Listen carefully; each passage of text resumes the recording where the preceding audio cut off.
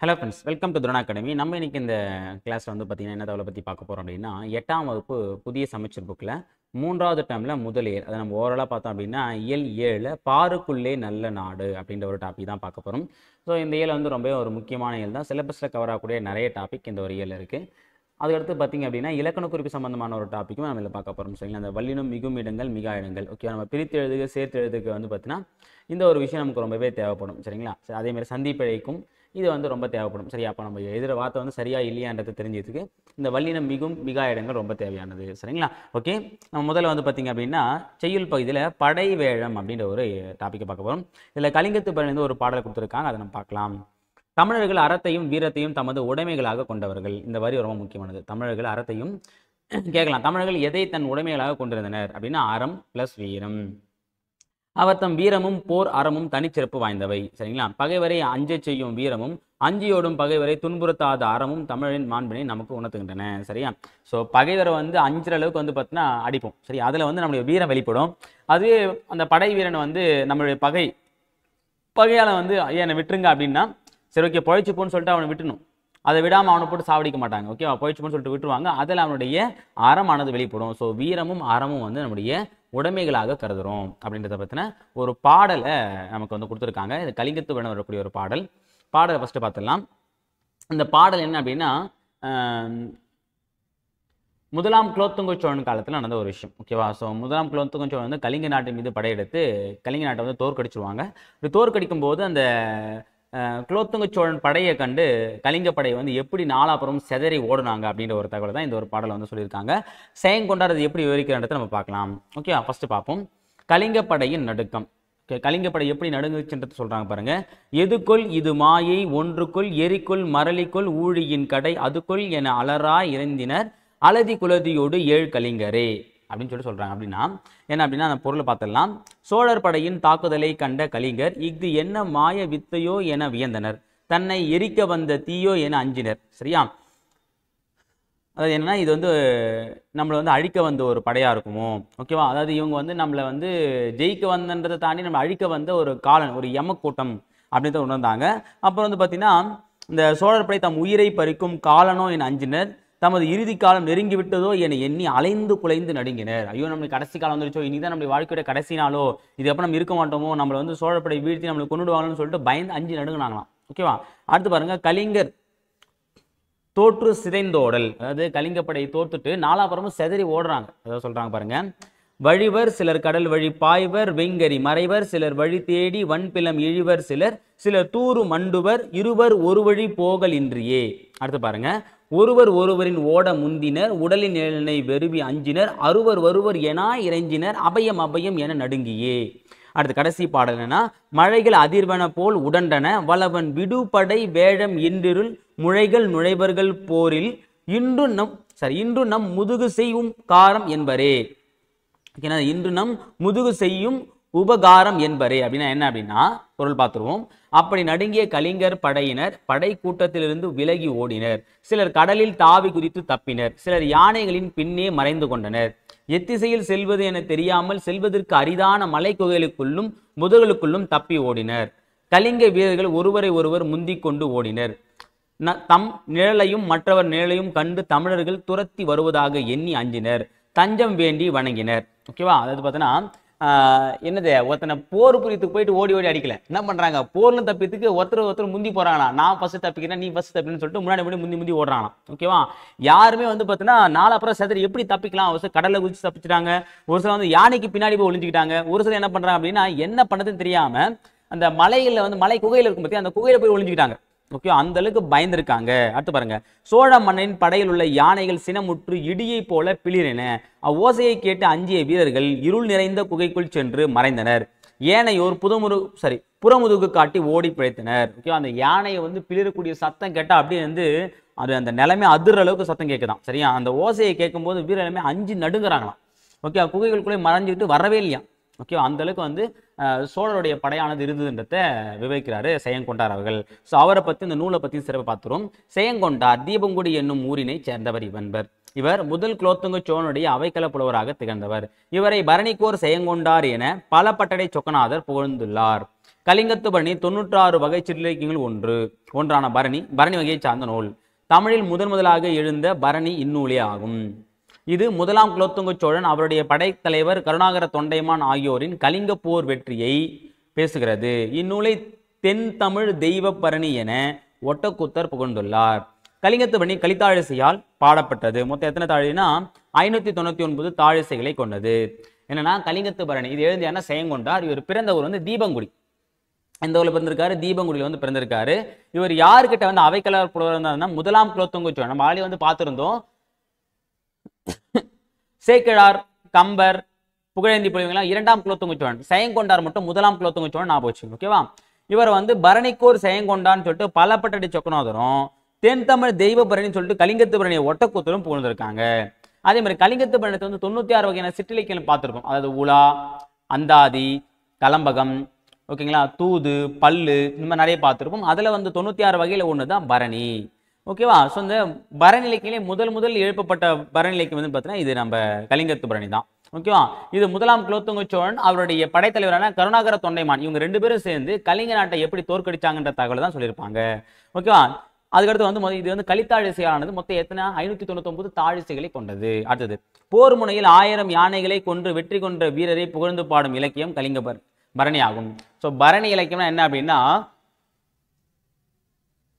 போர்ல 1000 யானைகளை வந்து கொன்றவன் மீது பாடப்படுவதுதான் வந்து இந்த இலக்கியம். சரியா? இன்னொரு விஷயம் சொல்லலாம் சார், இதுல தோத்த நாடு கலிங்க நாடு, ஜெயிச்சது குலோத்துங்க சோழன். அப்போ பேர் பார்த்தீங்கன்னா கலிங்கத்து பரணி வந்திருக்குன்னு கேட்டீங்கன்னா அதாவது கலிங்கத்து பரணி இலக்கியம் பொதுவாகவே வந்து பார்த்தீங்கன்னா தோற்றவர் பேர் தான் வைப்பாங்க. ஆனா ஜெயிச்சவரை பத்தி புகழ்ந்து பாடும். பேர் மட்டும் தோத்தவங்க பேர் இருக்கும். அப்ப இங்க தோத்தது யாரு? கலிங்க மன்னன். அப்ப கலிங்கத்து பரணி அப்படின்னு சொல்லிட்டு இந்த பேர் வச்சிருக்காங்க. ஓகேவா? அடுத்தது பொருள் பார்க்கும்போது மரளினா இது ரொம்ப முக்கியமான இந்த பொருத்துக்கு வந்து வெரி இம்பார்ட்டன்ட். எல்லாமே வந்து டிஃப்ரெண்டாகவே இருக்கும், கொஞ்சம் குழப்பமா இருக்கும், தெளிவா படிச்சுக்கு. மரளினா யாருன்னா காலன். காலனா யாரு? யமன். கரினா யானை. தூருனா புதர். அருவர்னா தமிழ். இது பாருங்க, அருவர்னா தமிழ் கொஞ்சம் டிஃப்ரெண்டா இருக்கும். அடுத்தது உடண்டனா அப்படின்னா சினந்து எழுந்தன. உடண்டன அந்த யானைகள்லாம் பிளிரிச்சு சொல்ல பத்தினா அது. அடுத்து வழிவர்னா நழுவி ஓடுவர், வழிக்குன்னு ஓடிவாங்க அப்படின்னு அமர்த்தாங்க. பிலம் அப்புறம் முழை. இது என்ன வச்சுங்க, பிலம்னாலும் முழைனாலும் மலை குகை தான். ஓகேவா? அடுத்து இறைஞ்சினர்னா வணங்கினர். ஓகேவா? அடுத்து நம்ம சிங்கம் டேஷில் வாழும் அப்படின்னா முழைனா குகை, மலை குகை பார்த்தோமா. கலிங்க விரையிடையே தோன்றிய உணர்வு வந்து அச்சம். வெங்கரி அப்படின்னா வெம்மை குட்டல் கரி. என்றுனா என்று குட்டல் இருள். என்றிருள் அப்படின்னா என்று குட்டல் இருள். அடுத்தது போல் குட்டல் உடனா போல் உடன்றன. இல் குட்டல் ஊ லூவா மாறிடும், போல் உடன்றன. அடுத்தது ரெண்டாவது விடுதலை திருநாள் அப்படின்ற ஒரு தலைப்புல வந்து மீரா எழுதின ஒரு பாடல் வந்து கொடுத்துருக்காங்க. நம்ம பாடல் வந்து பார்த்துடலாம்.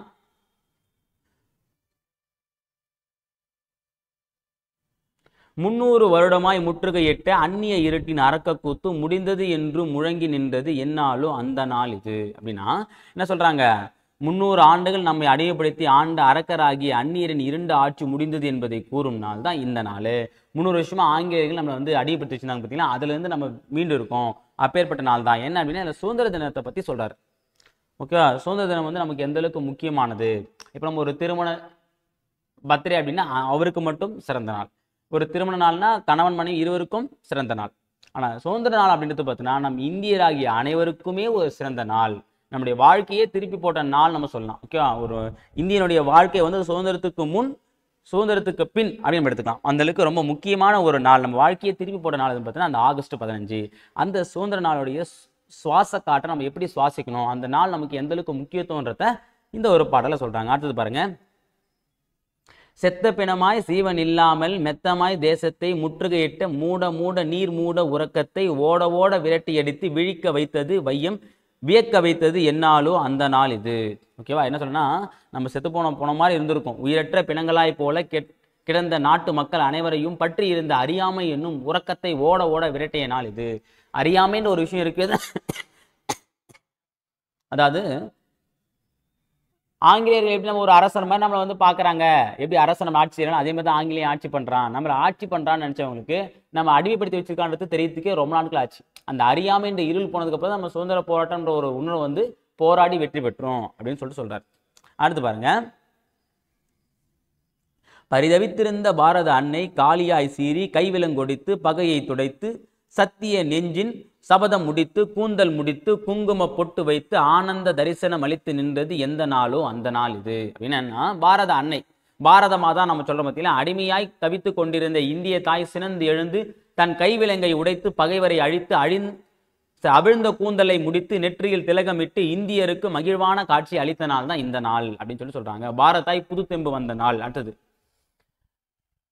சதி வழக்கினிலே சம்பந்தப்பட்டு தூக்கு கயிற்றில் தொங்க போகும் கடைசி கணத்திலும் கண்முன் நிறுத்தி பகத்சிங் பார்த்து பரவசப்பட்ட அற்புத விடியலை அழைத்து வந்தது எந்த நாளோ அந்த நாள் இது. என்ன அப்படின்னா சதி வழக்கு, அதாவது இந்த லாகூர் சதி வழக்குல தான் என்ன பண்ணுவாங்க அப்படின்னா பகத்சிங், சுகதேவ், ராஜகுரு இவங்க 3 பேருக்கும் தூக்கிலிடுவாங்க.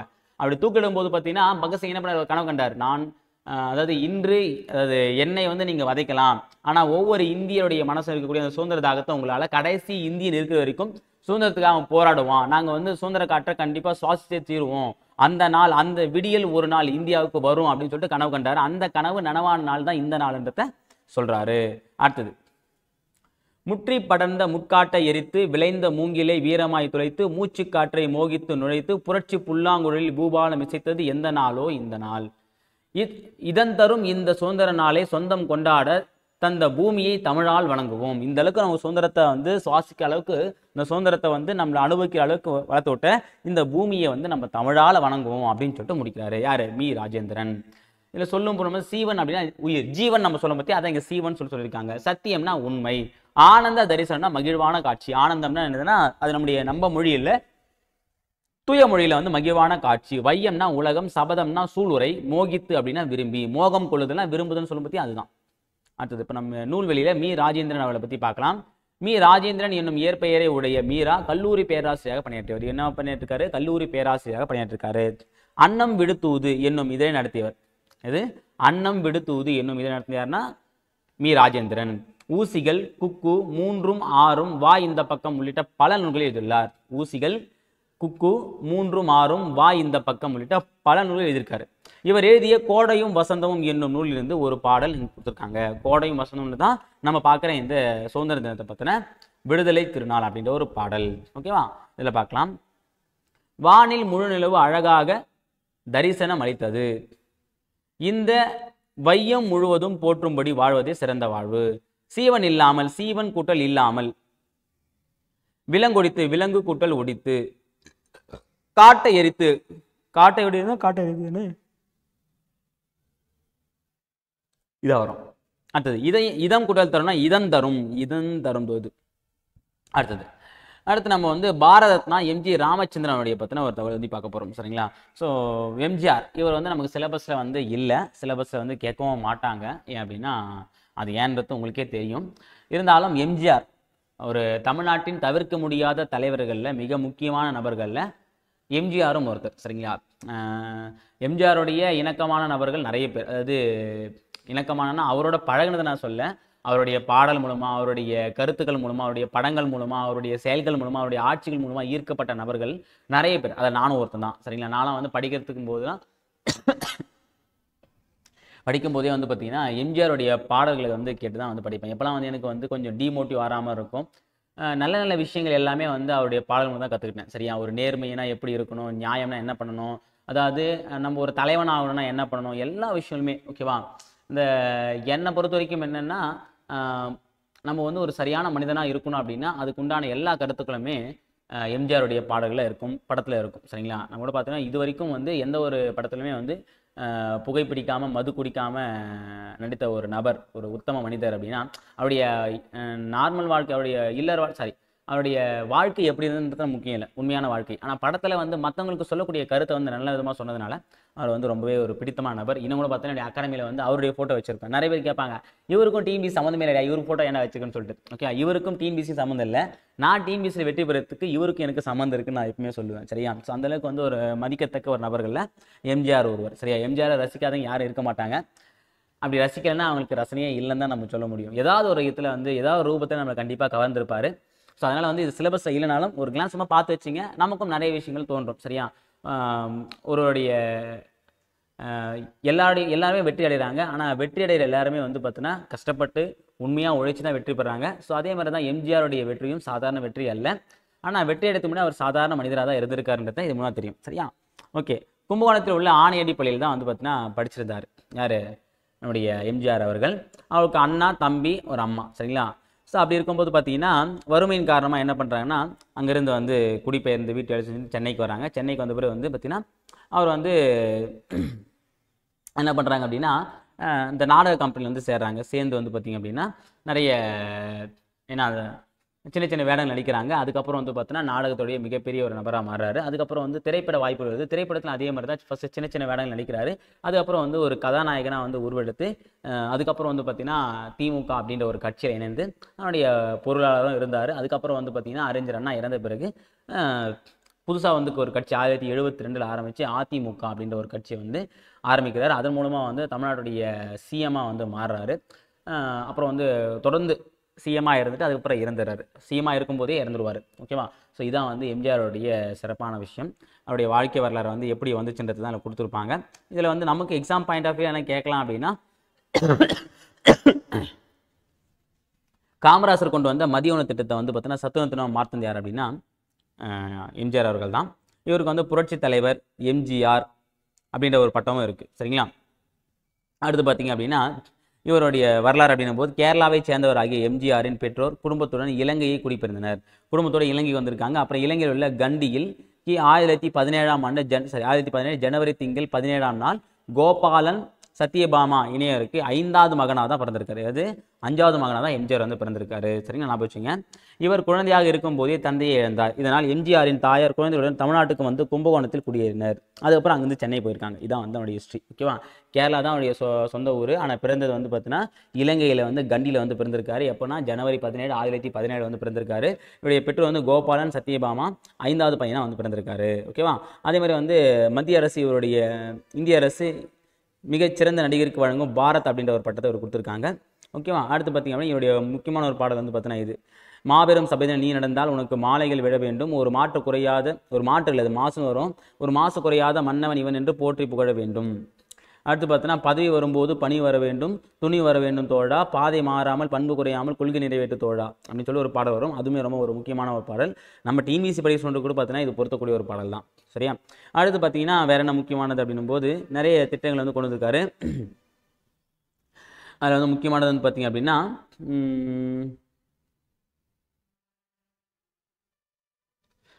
சென்னை பல்கலைக்கழகம் எம்ஜிஆரின் பணிகளை பாராட்டி டாக்டர் பட்டம் வழங்கியது. இவருக்கு வந்து டாக்டர் பட்டம் கொடுத்தது சென்னை பல்கலைக்கழகம் மெட்ராஸ் யூனிவர்சிட்டி. தமிழக அரசு அவர் நினைவை போற்றும் வகையில் எம்ஜிஆர் மருத்துவ பல்கலைக்கழகத்தை நிறுவியுள்ளது. சென்னை கடற்கரை இவருக்கு எழிலார்ந்த நினைவிடம் ஒன்றையும் அமைத்துள்ளது. அவரது இறப்புக்கு பின் இந்திய அரசு மிக உயரிய பாரத ரத்னான்ற விருதை வந்து இந்திய மாமணி அப்படின்னு வந்து 1988 கொடுத்துருக்காங்க. ஓகேங்களா? நான் போச்சு இதெல்லாம் முக்கியமானது. எக்ஸாம் பாயிண்ட் கேட்கணும் அப்படின்னு இந்த மாதிரி வினாக்கள் தான் கேட்பாங்க. அடுத்தது காலணிகள் வழங்கும் திட்டத்தை வந்து பார்த்தீங்கன்னா கொண்டு வந்திருக்காரு. சரிங்களா? அதாவது ஏழை காலனி கூட இல்லாமல் நடந்து செல்லும் இந்நிகழ்ச்சி அவரது மனதில் ஆழமாக பதிந்திருக்க வேண்டும். அதனால்தான் பின்னர் பள்ளி குழந்தைகளுக்கு காலனி வழங்கும் திட்டத்தை நடைமுறைப்படுத்தினார். சரிங்களா? இதெல்லாம் அவருடைய முக்கியமான சிறப்பான விஷயங்கள். அப்போ அவர் கொண்டு வந்த சமூக திட்டம் இது ரொம்ப முக்கியமானது. நான் வச்சுங்க. அதுமாதிரி பொன்மனச்செம்மல் அப்படின்ற ஒரு பட்டமும் இவருக்கு இருக்குது. சரியா? புரட்சித் தலைவர் எம்ஜிஆர் பொன்மனச்செம்மல் இது எல்லாமே அவருடைய சிறப்பு பெயர்கள். எம்ஜிஆர் தமிழக முதலமைச்சராக இருந்தபோது ஏழை எளிய மக்களின் வாழ்க்கை தரம் உயர அரும்பாடுபட்டார். உழவர்களின் கடன் தள்ளுபடி, ஏழைகளுக்கான வீட்டு வசதி திட்டம், ஆதரவற்ற மகளிருக்கு திருமண திட்டம், தாய்சை நல இல்லங்கள், பற்பொடி வழங்கும் திட்டம், நலிவடைந்த பிரிவைச் சேர்ந்த மாணவர்களுக்கு பாடநூல் வழங்கும் திட்டம், முதியோருக்கு உதவித்தொகை வழங்கும் திட்டம், வேலைவாய்ப்பு அற்றவர்களுக்கு உதவித்தொகை வழங்கும் திட்டம் என பல்வேறு திட்டங்களை செயல்படுத்தி புகழ்பெற்றவர் தான் இவர். சரிங்களா? அடுத்து பாருங்க, இவர் தமிழ் வளர்ச்சி. இவர் வந்து தமிழை வந்து எந்த அளவுக்கு வளர்த்துருக்கான்னு பார்க்கும்போது பார்த்தீங்கன்னா தந்தை பெரியார் கொண்டு வந்த தமிழ் எழுத்து சீர்திருத்தங்களை வந்து நிறைய வந்து நடைமுறைப்படுத்துறது இவர் தான். அதேமாதிரி 5ஆம் உலக தமிழ் மாநாட்டை வந்து சிறப்பாக நடத்தினார். எங்கள் மதுரையில் நான் வச்சுங்க. மதுரையில் 5ஆம் உலக தமிழ் மாநாட்டை வந்து நடத்திருக்காரு. சரியா? அதேமாதிரி தஞ்சாவூரில் தமிழ் பல்கலைக்கழகத்தை 1000 ஏக்கர் பரப்பில் வந்து கொண்டு வந்தவர் இவர் தான். இத்தகைய தமிழ் செயல்பாடுகள் மூலம் அனைவரும் கவர்ந்த எம்ஜிஆர் புரட்சி நடிகராக பெயர் பெற்று பொன்மனச்செம்மலாக வளர்ந்து மக்கள் திலமாக உயர்ந்து புரட்சி தலைவராக மக்கள் மனத்தில் நீங்க இடம்பெற்று நிலைத்து வாழ்கிறார் அப்படின்னு சொல்றாங்க. அடுத்து இவரை பற்றி முக்கியமாக தெரிஞ்ச ஒரு விஷயம் பார்த்தீங்கன்னா எம்ஜிஆர் நூற்றாண்டு விழாவை ஒட்டி 2018 தமிழக அரசால் சென்னையிலும் மதுரையிலும் பேருந்து நிலையங்களுக்கு எம்ஜிஆர் பெயர் சூட்டப்பட்டுள்ளது. சென்னை மதுரையில் இருக்கக்கூடிய பேருந்து நிலையத்துக்கு பார்த்தீங்கன்னா அதுக்கு என்ன பேர் வச்சிருக்காங்க? எம்ஜிஆர் பேருந்து நிலையம் வச்சிருக்காங்க. இந்திய அரசு சென்னை சென்ட்ரல் ரயில் நிலையத்திற்கு புரட்சி தலைவர் டாக்டர் எம்ஜி ராமச்சந்திரன் மத்திய ரயில் நிலையம் என பெயர் மாற்றம் செய்து அவரை பெருமைப்படுத்தியுள்ளது. எம்ஜிஆர் டேஷ் எனும் ஊரில் கல்வி பயின்றார். எந்த ஊரில்? கும்பகோணத்தில். எம்ஜிஆர் படிப்பை தொடர முடியாமைக்கு காரணம் வந்து பார்த்தீங்கன்னா குடும்ப வறுமை. இந்திய அரசு சிறந்த நடிகருக்கான டேஷ் எனும் பட்டத்தை எம்ஜிஆருக்கு வழங்கியதுன்னா பாரத் என்ற பட்டத்தை கொடுத்தாங்க. 5ஆம் உலக மாநாடு நடைபெற்ற இடம் வந்து பார்த்தீங்கன்னா மதுரை. எம்ஜிஆருக்கு அழியாத புகழை தேடி தந்த திட்டம் வந்து பார்த்தீங்கன்னா இதில் எது சொல்லுவாங்கன்னு நமக்கே தெரியல, எல்லாமே வராமல் தான் இருக்குது. இதுக்கு என்ன ஆன்சர்னு நீங்களே சொல்லுங்கள். சரிங்களா? ஓகே, கமெண்ட்ல தெரியப்படுத்துங்க. அடுத்து அறிவுசால் ஔவையார். ஸோ அறிவுசால் ஔவையார் வந்து பார்த்தீங்கன்னா இதில் வந்து ஔவையார் அதியமானுடைய கடையேழு வள்ளல் உருவான தகடூரை ஆட்சி செய்த அதியமானுடைய அவைக்களப்பொருளாக இருந்தவர் தான் யார் அப்படின்னா ஔவையார். சரியா? ஸோ அவங்க 2 பேருக்கும் இடையான ஒரு கான்வர்சேஷன் இருந்துச்சு. அதை பற்றி ஒரு கதையை கொடுத்துருப்பாங்க. ரொம்பவே ஒரு முக்கியமானது, நிறைய விஷயங்கள் இந்த கதையில் சொல்லியிருப்பாங்க.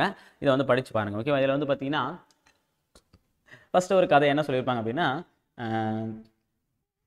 ஔவையார் வந்து பார்த்தீங்கன்னா ஔவையாரும் அதியமான சந்திக்கும் போது ஒரு கனியை வந்து கொடுப்பாரு. அந்த கனியை வந்து சாப்பிடுவாங்க. இது கனி சுவையாக இருக்குது அப்படின்னும் போது, இது சாதாரண கனி அல்ல, இது வந்து பார்த்தீங்கன்னா அற்புத நெல்லிக்கனி, இது வந்து ரொம்ப அபூர்வமாக கிடைக்கக்கூடியது, இது சாப்பிட்டா நீண்ட ஆயுட்களை பெறலாம் அப்படின்னு சொல்லுவாங்க. அதையாமல் எனக்கு கொடுத்த, நீ சாப்பிட தானப்பான்னு சொல்லிட்டு ஔவையார் கேட்பாங்க. அதுக்கு வந்து நான் போயிட்டா என்ன மாதிரி இன்னொரு மன்னன் வந்து கண்டிப்பாக வருவான், ஆனால் அவங்கள மாதிரி தமிழ் புலவர் வந்து மீண்டும் பிறப்பது வந்து ரொம்ப அரிதான விஷயம், இது நான் உண்பதை விட நீங்கள் உண்டாதான் தமிழ் பிழைக்கும் சொல்லியிருப்பாரு.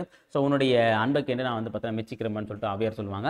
அதுக்கடுத்து பார்த்தீங்கன்னா இன்னொரு காட்சியில் வந்து என்ன அப்படின்னா, அதிகமான ஒன்று ரொம்ப ஃபீல் பண்ணிட்டு இருப்பாரு. அப்படி ஃபீல் பண்ணிருக்கும் போது வந்து பார்த்தீங்கன்னா எதுக்கு ஃபீல் பண்ணுற அப்படின்னும் போது பார்த்தீங்கன்னா இந்த தொண்டைமான் வந்து பார்த்தீங்கன்னா என் மீது போர் தொடுக்க வரான்னு சொல்லிட்டு ஃபீலிங்காக சொல்கிறாரு. இது நம்ம போர் தான் உனக்கு கை வந்த கலையாச்சு, நீ நம்ம கஷ்டப்படுற போது போருக்கு நான் வந்து அஞ்சனும் இல்லை, அஞ்சக்கூடிய ஆளும் இல்லை, நான் பார்க்காத போரும் இல்லை. ஆனால் போர்னால் நிறைய பெண்கள் விதவைகள் ஆகிறாங்க, நிறைய தாய்மார்கள் வந்து அனாதை ஆகிறாங்க, நிறைய குழந்தைகள் அனாதை ஆகிறாங்க. ஸோ இந்த போரை வந்து நம்ம செய்யணுமா, இதெல்லாம் நிறைய பேர் உயிரிழப்பு ஏற்படுது அப்படின்னு சொல்லி சொல்கிறாங்க. அப்படியா, சரி ஓகே நான் போய் தொண்டைமான் கிட்ட பேசுகிறேன் அப்படின்னு சொல்லி தொண்டைமான் அரண்மனைக்கு போகிறாங்க. அங்கே போயிட்டு வந்து பார்த்தீங்கன்னா தொண்டைமான் வந்து தன்னுடைய ஆயுதங்களை எந்த அளவுக்கு இருக்கின்றதை வந்து காட்டுறதுக்காக பார்க்குறான். அப்போ வந்து பார்த்தீங்கன்னா எல்லாமே புதிய ஆயுதமாக இருக்குது. அதை பார்த்தோன்னே ஔவையார் வந்து சொல்கிறாங்க, நீ ரொம்ப சிறப்பான ஆளுப்பா, எல்லா ஆயுதங்களும் உங்கள்கிட்ட புதுமையாக சூப்பராக இருக்குது, எல்லாமே சூப்பராக செஞ்சு வச்சிருக்க, புதுசாக இருக்குது எது அப்படின்னு சொல்கிறாங்க. ஆனால் அதிகமான பாரு அப்படி இல்லை, அவன் ஆயுதங்கள் எல்லாமே வந்து ரத்தம் படிந்துதான் இருக்குது, எல்லாமே வந்து பார்த்தீங்கன்னா அழுக்காக இருக்குது, நிறைய வந்து சாவை வந்து கொண்டு இருக்குது அப்படின்னு சொல்லுவாங்க. அப்போ வந்து தொண்டைமான் வந்து தன்னுடைய நிலையை வந்து உணர்றான். என்ன சொல்கிறான் அப்படின்னா, நான் இப்போ தான் கற்றுக்குட்டி, நான் வந்து இப்போ தான் போருக்கே போகிறேன் அப்படின்னும் போது, ஆனால் அதிகமான அப்படி இல்லை, நிறைய போர்களை பார்த்தவன், கண்டிப்பாக வந்து போரில் ஜெயிப்பான்றதை இன்டெரக்டாக வந்து ஔவையார் வந்து அவனுக்கு சொன்னதை அவன் கரெக்டாக புரிஞ்சுக்கிறான். புரிஞ்சதுக்கப்புறம் நான் பண்ண தப்பு தான், நான் அதுக்கப்புறம் போருக்கு போக மாட்டேன்னு சொல்லிட்டு அதிகமானுடைய இந்த போரை வந்து நிறுத்துறாங்க. சரியா? இதில் வந்து இந்த ஒரு வரி இதை படிச்சுங்க. அதே மாதிரி இங்கே இருக்கக்கூடிய இந்த தெரிந்து கொள்ளும், இது 2 மட்டும் தான் முக்கியமானது, ரொம்ப முக்கியமானது. கதை மட்டும் சும்மா ஒரு கிளான்ஸ் வந்து பார்த்துங்க, போதுமானது. ஓகேவா? அவ்வளோதான். ஸோ இதுக்கப்புறம் வேறு எதுவுமே இருக்காது, போதும். இதில் வேறு சொல்கிற அளவுக்கு எதுவுமே இல்லை. அடுத்து பார்த்தீங்கன்னா வல்லினம் மிகும் இடங்கள் மிகா இடங்கள். சரியா? ஸோ வல்லினத்தை நம்ம என்ன சொல்லுவோம், கசர தப்பற, இக்கு இச்சி இத்து இப்பு அது கச தப்பற, சாரி கச தப்பட கசர தப்பற. சரியா? அதில் வந்து பார்த்தா மொத்தம் 6 எழுத்துக்கள் வரும். சரியா? மொத்தம் 6 6 18 பிரிச்சிருக்கும். அந்த 6ல் வந்து பார்த்தீங்கன்னா 4 எழுத்து மட்டும் தான் வல்லினம் மிகக்கூடிய இடத்துல வரும். அது என்ன, க ச த ப. ஓகேவா? இந்த எழுத்து வந்து பார்த்தீங்கன்னா நிலைமொழி வறுமொழி சொல்லுவாங்க. பார்த்தீங்கன்னா அந்த வறுமொழிக்கு முன்னாடி மிகும், ஒரு சில இடங்களில் மிகும், ஒரு சில இடங்களில் மிகாது. அது எங்கே மிகும் எங்கே மிகாது. அப்போ அந்த வல்லினம் மிகும் இடங்களில் வந்து வரக்கூடிய வலி எழுத்துக்கள் மொத்தத்தில் 4 தான். என்னது, க ச த ப. அது மட்டும் ஞாபகம் வச்சுங்க. ஓகேவா? இப்போ நம்ம வல்லினம் மிகும் இடங்கள் பார்க்கும்போது பார்த்தீங்கன்னா எந்தெந்த இடத்துல மிகுன்னு பார்த்தீங்க அப்படின்னா, அந்த இந்த என்னும் சுட்டு திரிபுகளை அடுத்து சுட்டு எழுத்துக்கள் நம்ம சொல்ல பார்த்தீங்கன்னா ஆ இ உ என்பது சுட்டு எழுத்துக்கள். அப்போ சுட்டு திரிபுகள் பார்த்தீங்கன்னா அந்த இந்த உந்த, அதில் வந்து பார்த்தீங்கன்னா அதுக்கு முன்னாடி வல்லினமானது மிகும். இங்கே பாருங்கள், அந்த பக்கம் இப்போ வந்துருக்கலாம், இந்த கவிதை இக்கு வந்திருக்கலாம். அடுத்தது எந்த என்னும் வினாத்திரியை எடுத்து வல்லினம் மிகும். எந்த திசை, எந்த சட்டை, இத்திச்சு வந்திருக்கலாம். அடுத்தது இரண்டாம் வேற்றுமை உருவாகி ஐ வெளிப்படையாக வரும் இடத்தில் வல்லினம் மிகும். இரண்டாம் வேற்றுமை உருவு ஐ ஆள்கு இன்னதுக்குன்னு பார்த்துருப்போம். இரண்டாம் வேற்றுமை உருவு வந்து பார்த்தீங்கன்னா ஐ, இது வெளிப்படையாக வரக்கூடிய இரண்டாம் வேற்றுமை விரியில வல்லினமானது மிகும். தலையை காட்டு, பாடத்தை படி. அதுக்கு அடுத்தது நான்காம் வேற்றுமை உருவாகி கூ வெளிப்படையாக வரும் இடத்தில் மிகும். அப்போ நான்காம் வேற்றுமை விரியிலும் வல்லினமானது மிகும். எனக்கு தெரியும், அப்புறம் அவனுக்கு பிடிக்கும், அந்த கூன்ற எழுத்துவதுமே அதான். அடுத்தது இகரத்தில் முடியும் வினையச்சங்களை அடுத்து வல்லினம் மிகும். எழுதி பார்த்தான், ஓடி கலைத்தான். அதாவது இகரத்தில் முடிக்கிற வினையச்சங்கள், அது வினை வந்து பார்த்தோன்னா உகரத்தில் வரும். வந்து விட்டான், அது வந்து உகர வினையச்சம். இகரன்றது பார்த்தோன்னா எழுதி பார்த்தான். இதில் பார்த்தல் என்பது வினை, வினைக்கு வினையச்சம். இதில் வந்து பார்த்தோன்னா இப்போ வந்து எழுதி பார்த்தான். இங்கே ஓடி கலைத்தான். அடுத்தது உகரத்தில் முடியும் வினையச்சங்கள் வன் தொடர்புரியமாக இருந்தால் மட்டும் வல்லினம் மிகும். இப்போ பெற்றுக்கொண்டான், ரூ என்பது வந்து பார்த்தீங்கன்னா வன் தொடர்புட்டியில் வரும். சரியா? வலி நிறுத்து வந்திருக்கலாம் இரு. அதே மாதிரி வந்து பார்த்தீங்கன்னா இத்து என்பது வன் தொடர்புட்டியில் வரும். ஸோ இது வரும்போது மட்டும் இக்கு இப்பு அப்படின்ற வந்து வல்லி எழுத்து மிகும். அடுத்து எதிர்மறை பெயரெச்சத்தின் இறுதி எழுத்து கெட்டு வருவது ஈறுகட்டு எதிர்மறை பெயரெச்சம் ஆகும். இதில் வல்லினம் மிகும். சரியா? எதிர்மறை பெயரெச்சத்தை ஈட்டு எழுத்து கெட்டுச்சுன்னா அது ஈறுகட்டு எதிர்மறை பெயரெச்சம் சொல்லுவோம். அதில் வந்து பார்த்தீங்கன்னா வல்லினம் இங்கே பாருங்க, செல்லா காசு, செல்லாத காசு அதில் வராது, செல்லா காசுல இக்கு வரும். அது எழுதா பாடல், எழுதாத பாடலாம் அங்கே இப்போ வராது, எழுதா பாடல் அப்படின்னா இப்போ வரும். ஓமை தொகையில் வலிமை மிகும். ஓகே, ஓமை தொகை என்னது? மலர் பாதம், மலர் போன்ற பாதம், தாய் தமிழ், தாய் போன்ற தமிழ் அப்படின்னு சொல்லி அப்போ இந்த இடத்துல இப்பு ஈத்து நிறுத்து மிகும். உருவகத்தில் வலிமை மிகும். ஓமை தொகை 3 போட்டால் உருவகம், தமிழ் தாய் இப்போ மிகுது. அப்புறம் வந்து வாய்ப்பவளம் இப்பு அதிலே வரும். அடுத்த எண்ணு பெயர்கள் 8, 10 ஆகிய 2 பெயர்கள் மட்டும் வலிமை மிகும், மற்றதான் மிகாது. அப்போ 8 தொகை வருதுங்களா, 10 பாட்டு வரும். இங்கே 8 புத்தகம், 10 காசு. அடுத்தது அப்படி இப்படி ஆகிய சொற்களில் அடுத்து வலிமையானது மிகும். அப்படி செய், இப்படி காட்டு, எப்படி தெரியும், இதெல்லாம். அடுத்த திசை பெயர்களை அடுத்து வலிமை மிகும். திசை பெயர் இந்த கிழக்கு மேற்கு வடக்கான்னு சொல்ல பற்றி அதில் பாருங்க, கிழக்கு கடல், மேற்கு சுவர், வடக்கு தெரு, தெற்கு பக்கம், இதெல்லாம். அடுத்தது மகர மெய்யில் முடியும் சொல்லை அடுத்து வல்லினம் வந்தால் அந்த மகர மெய் அழிந்து அவ்விடத்தில் வல்லினம் மிகும். சரியா, மகர மெய் வருது, இப்போ இம்மு வருது அப்படின்னா அது அந்த மகர மெய்யான மறைஞ்சிட்டு அதுக்கு இனமான வந்து பார்த்தீங்கன்னா எழுத்து வந்து வரும். இப்போ வந்து பார்த்தீங்கன்னா மரம் குட்டல் சட்டம்னா மரம் சட்டத்தில் இம்மு அழிஞ்சிட்டு அப்புறம் அந்த சாக்கு வந்து இனமான எழுத்து இச்சு வல்லினம். அப்போ மரச்சட்டம். வட்டம் கூட வேணா வட்டப்பாறை, இப்போ இப்பாக்கு இப்போ வருமா, அப்போ வட்டப்பாறை. அடுத்த வல்லினம் மிகா இடங்கள். இப்போ நம்ம மிகுமிடம் பார்த்தோம், இப்போ மிகா இடத்துல பார்க்கும்போதுனா எழுவாய் சொற்களை அடுத்து வல்லினம் மிகாது. தம்பி படித்தான், யானை பிளிரியது. இப்போ எழுவாய்னா ஒரு நபர், அந்த நபர் அடுத்து ஒரு நபரோ இல்லை வந்து ஒரு விலங்கா கூட இருக்கலாம், அதுக்கு அடுத்து ஒரு வல்லினமானது மிகாது. அடுத்து அது இது எது ஆகிய சொற்களின் பின் வல்லினம் மிகும். ஓகேவா, ஸோ அப்போ அது இது எது ஆகிய சொற்களை அடுத்து வல்லினமானது மிகாது. சரி, மாற்றி சொல்லிட்டேன். ஓகேவா, அதாவது இதில் வந்து வராது, அப்படி இப்படி தான் வரும், அது இதில் வராது. அது சென்றது, இது பெரியது, எது கிடைத்தது. ஓகேங்களா. அடுத்தது பெயரெச்சம், எதிர்மறை பெயரெச்சம் ஆகியவற்றை அடுத்து வல்லினம் மிகாது. நம்ம வினையச்சத்தில் பார்த்தோம், ஆனால் பெயரெச்சத்தில் எதிர்மறை, நம்ம ஈறுகட்டு எதிர்மறை பெயர்ச்சி வரும்னு பார்த்தோம். ஆனால் பெயரெச்சத்திலையும் எதிர்மறை பெயர்ச்சிலும் வல்லினமானது மிகாது. எழுதிய பாடல், அப்புறம் எழுதாத பாடல். இதுவே எழுதா பாடல்னா இங்கே இப்போ போட்டு போடலாம், நான் வச்சுங்க. சரிங்களா, இதை மேலே பார்த்துருந்தோம். இரண்டாம் வேற்றுமை உருவு மறைந்து வரும் இடங்களில் வல்லினம் மிகாது. நம்ம இரண்டாம் வேற்றுமை விரியில் வரும்னு பார்த்தோம். உறுப்பு வெளிப்படையாக வந்துச்சுன்னா ஐ என்ற உறுப்பு, இதே மறைந்து வந்தா வராது. இலை பறித்தான், இதுவே இலையை பறித்தான்னா இப்போ வரும். காய் தின்றானா காயை தின்றானா இத்து வரும். அப்போ அந்த உருவு வந்து வெளிப்படையாக வந்துச்சுன்னா வரும், மேலோட்டம் வந்துச்சுன்னா வராது. ஓகேவா. அடுத்தது உகரத்தில் முடியும் வினையச்சங்கள் மென்தொடர் குட்டியுலகமாகவோ இடைத்தொடர் குட்டியுலகமாகவோ இருந்தால் வல்லினம் மிகாது. அந்த உகரத்தில் முடியக்கூடிய எச்சத்தில் அது நம்ம வன்தொடரில் மட்டும் வரும்னு பார்த்தோம். அப்போ என்னது, மென்தொடர்லையும் இடைத்தொடரிலும் வராது. சரியா. தின்று தீர்த்தான், ஓகேவா, அந்த இன்னு. அடுத்து பார்த்தீங்க அப்படின்னா செய்து பார்த்தான், ஏறல வாழல, அப்போ வராதுன்னு. அடுத்தது வினைத்தொகையில் வல்லினம் மிகாது. வினைத்தொகை வந்து முக்காலத்தும் புரிந்து வரும். இப்போ எழுது பொருள், எழுதிய பொருள், எழுதுகின்ற பொருள், எழுதும் பொருள், சுடுசோறு, சுட்ட சோறு, சுடுகின்ற சோறு, சுடும் சோறு. அப்போ இதுல இருந்து இந்த வல்லினமானது மிகல. அடுத்தது அப்படி இப்படி எப்படி ஆகிய சொற்களை தவிர படி என முடியும் பிற சொற்களை அடுத்து வல்லினம் மிகும். ஸோ அப்படி இப்படின்னா வருணம் பார்த்தோம். அதை தவிர்த்து எழுதும்படி சொன்னான், பாடும்படி கேட்டான் அப்படின்னு பற்றி அப்போ அந்த இடத்துல வரக்கூடிய படின்ற சொல்லுக்கு அடுத்து வல்லினமானது மிகாது. அடுத்து உண்மை தொகையில் வல்லினம் மிகாது. ஊமை தொகையில் மிகும் நம்ம பார்த்தோம். இப்போ உண்மை தொகையில் வராது. உண்மை என்னது, அந்த உண்மை என்ற விகுதி மறைந்து வரும். இப்போ தாய் தந்தை, தாயும் தந்தையும், வெற்றிலை பார்க்க, வெற்றிலையும் பார்க்கும், இந்த இடத்துல வல்லினமானது மிகாது. சரிங்களா, இதுதான் கொடுத்துருப்பாங்க. அடுத்து கடைசியாக பார்த்தீங்க அப்படின்னா இங்கே இந்த எதிர்மறை சொற்கள் வந்து கொடுத்துருக்காங்க பாருங்க. தன்மையில் வரக்கூடிய ஒருமையில் வந்து பார்த்தா நான் அல்லேன்னு சொல்லணும். நான் அல்லன்னு சொல்றது நான் அல்லேன். பன்மைனா நான், நாம் அல்லோம். இதே முன்னிலை வரும்போது நீ அல்லை, பன்மையில நீ வீர் அல்லீர். அடுத்தது படர்கள் வந்து ஆண்பால் வந்து அவன் அல்லன், அவள் அல்லல், அவர் அல்லர், அஃதன்று, அவை அல்ல. ஓகே, ரொம்ப ரொம்ப முக்கியமானது, நோட் பண்ணி வச்சுங்க, வெரி இம்பார்ட்டன்ட். ஓகே, இதை வச்சு டிஎன்பிஎஸ்சி கேள்விகள் நிறைய வந்து கேட்பாங்க. இந்த ஒருமை பன்மை பிழை நீக்கி எழுதல. ஓகேவா. இதோட முடியும் இந்த ஏழு இருந்து. இதில் வந்து பார்த்தீங்கன்னா கடைசியாக கலைச்சொல் அறிவான வந்து குதிரை ஏற்றம் அப்படின்னா ஈக்கஸ்டைன் அப்படின்னு சொல்லுவாங்க. குதிரை என்னது, ஈக்கஸ்டைன். கதாநாயகன்னா தி ஹீரோ, முதலமைச்சர்னா சீஃப் மினிஸ்டர், தலைமை பண்பு அப்படின்னா லீடர்ஷிப், ஆதரவுனா சப்போர்ட், வரினா டேக்ஸ், வெற்றினா விக்டரி, சட்டமன்ற உறுப்பினர் மெம்பர் ஆஃப் லெஜிஸ்லேட்டிவ் அசம்பிளி, அதான் MLA. மெம்பர் ஆஃப்ல M, லெஜிஸ்லேட்டிவ்ல L, அசம்பிளியில் A. இயல் 7 நம்ம முடிக்கிறோம். 8வது இயலான அறத்தால் வருவதே இன்பம் அப்படின்ற ஒரு டாபிக் தான் நம்ம பார்க்க போறோம். இப்போ நம்ம பார்க்கலாம். ஸோ முதல்ல வந்து ஒன்றே குலம் அப்படின்ற ஒரு டாபிக்ல திருமந்திரத்திலிருந்து ஒரு பாடல் வந்து கொடுத்துருக்காங்க, அதை பத்தி பார்க்கலாம். மனிதர்களிடையே பிறப்பால் உயர்வு தாழ்வு பாராட்டுவது தவறானது. உலக மக்கள் அனைவரையும் உடன் பிறந்ததாக கருதி அன்பு காட்ட வேண்டும். பிறருக்கு ஏற்படும் பசி முதலிய துன்பங்களை தமக்கு ஏற்பட்டதாக கருதி அவற்றை போக்க முயல்வதே மனிதர்களின் சிறந்த கடமையாகும். என்ன சொல்றாங்கன்னா, பிறப்பால வந்து நம்ம யாருமே வந்து இவன் உயர்ந்தவன் தாழ்ந்தவன் அப்படிலாம் வந்து பண்ணக்கூடாது. அதெல்லாம் வந்து ஒரு கேவலமான ஒரு செயல்ன்றது தான் இதுல வந்து சொல்றாரு. ஓகேவா. சும்மா இந்த சாதியில பிறந்தவங்க, இந்த மதத்துல பிறந்தவன் வந்து தாழ்ந்தவன், இவன் உயர்ந்தவன்றது ஒரு விஷயமே கிடையாது. அப்படி நினைக்கிறவங்க தான் வந்து உலகத்திலே கேவலமான, அதாவது அவங்களாம் மனுஷன் சொல்ல முடியாது, மிருகத்துல கூட நம்ம சேர்க்கலாம். ஏன்னா மிருகம் கூட பார்த்தீங்கன்னா அந்த மாதிரி எந்த விதமான வேறுபாடுமே கருத்து கிடையாது. ஸோ அப்போ மிருகத்தை விட ஒரு கேவலமான ஒரு ஜென்மம், சரியா, ஒரு ஜந்துன்னு கூட சொல்லாமே. ஸோ ஏன்னா அப்படி நினைக்கிறாங்க அப்படின்னா அவங்க அப்படியே தான் இருப்பாங்க. ஓகேவா. ஏன்னா அப்படி நினைக்கிறது கேவலத்துலேயும் ரொம்ப கேவலமான ஒரு விஷயம். ஓகேவா. ஸோ அதனால அப்படி நினைக்கிறவங்கள நம்ம கேவலமாக தான் நினைக்கிறோம். ஓகேவா.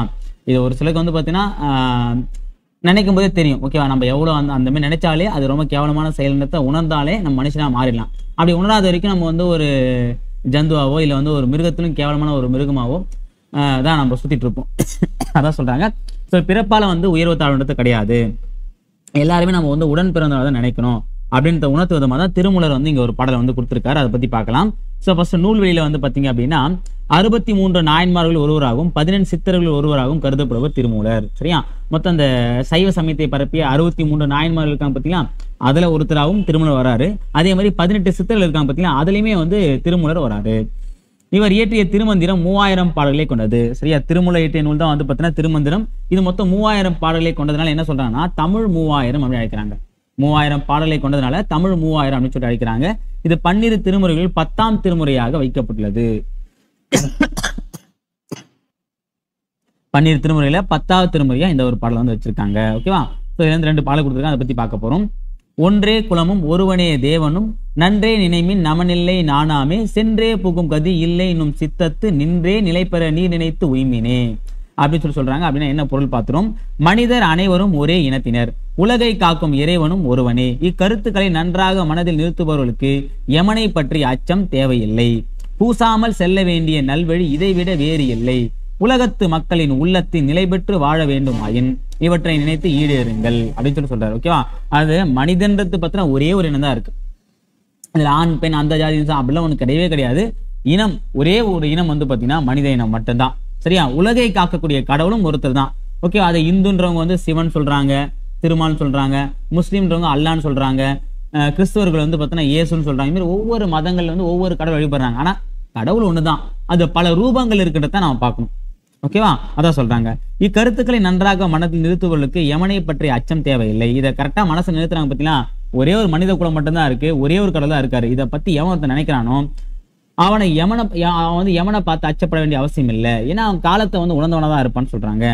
பூசாமல் செல்ல வேண்டிய நல்வழி இதை விட வேறு இல்லை. இந்த வழி நம்ம போகும்போது கூச்சப்பட அவசியமே இல்லை. இப்போ நிறைய பேர் வந்து பார்த்தீங்கன்னா நான் ஆண்ட பரம்பரை, நான் எப்பேற்பட்ட ஆள் தெரியுமா, எங்க வம்சம் எப்பேற்பட்ட வம்சம் தெரியுமா பீத்திட்டு கிடப்பாங்க. சரிங்களா, ஆனா ஒரு கட்டத்துல வந்து அவங்களுக்கே அது வந்து சரி ஒரு கேவலமான செயல்டான்னு சொல்லிட்டு அவங்களுக்கே தெரியும்.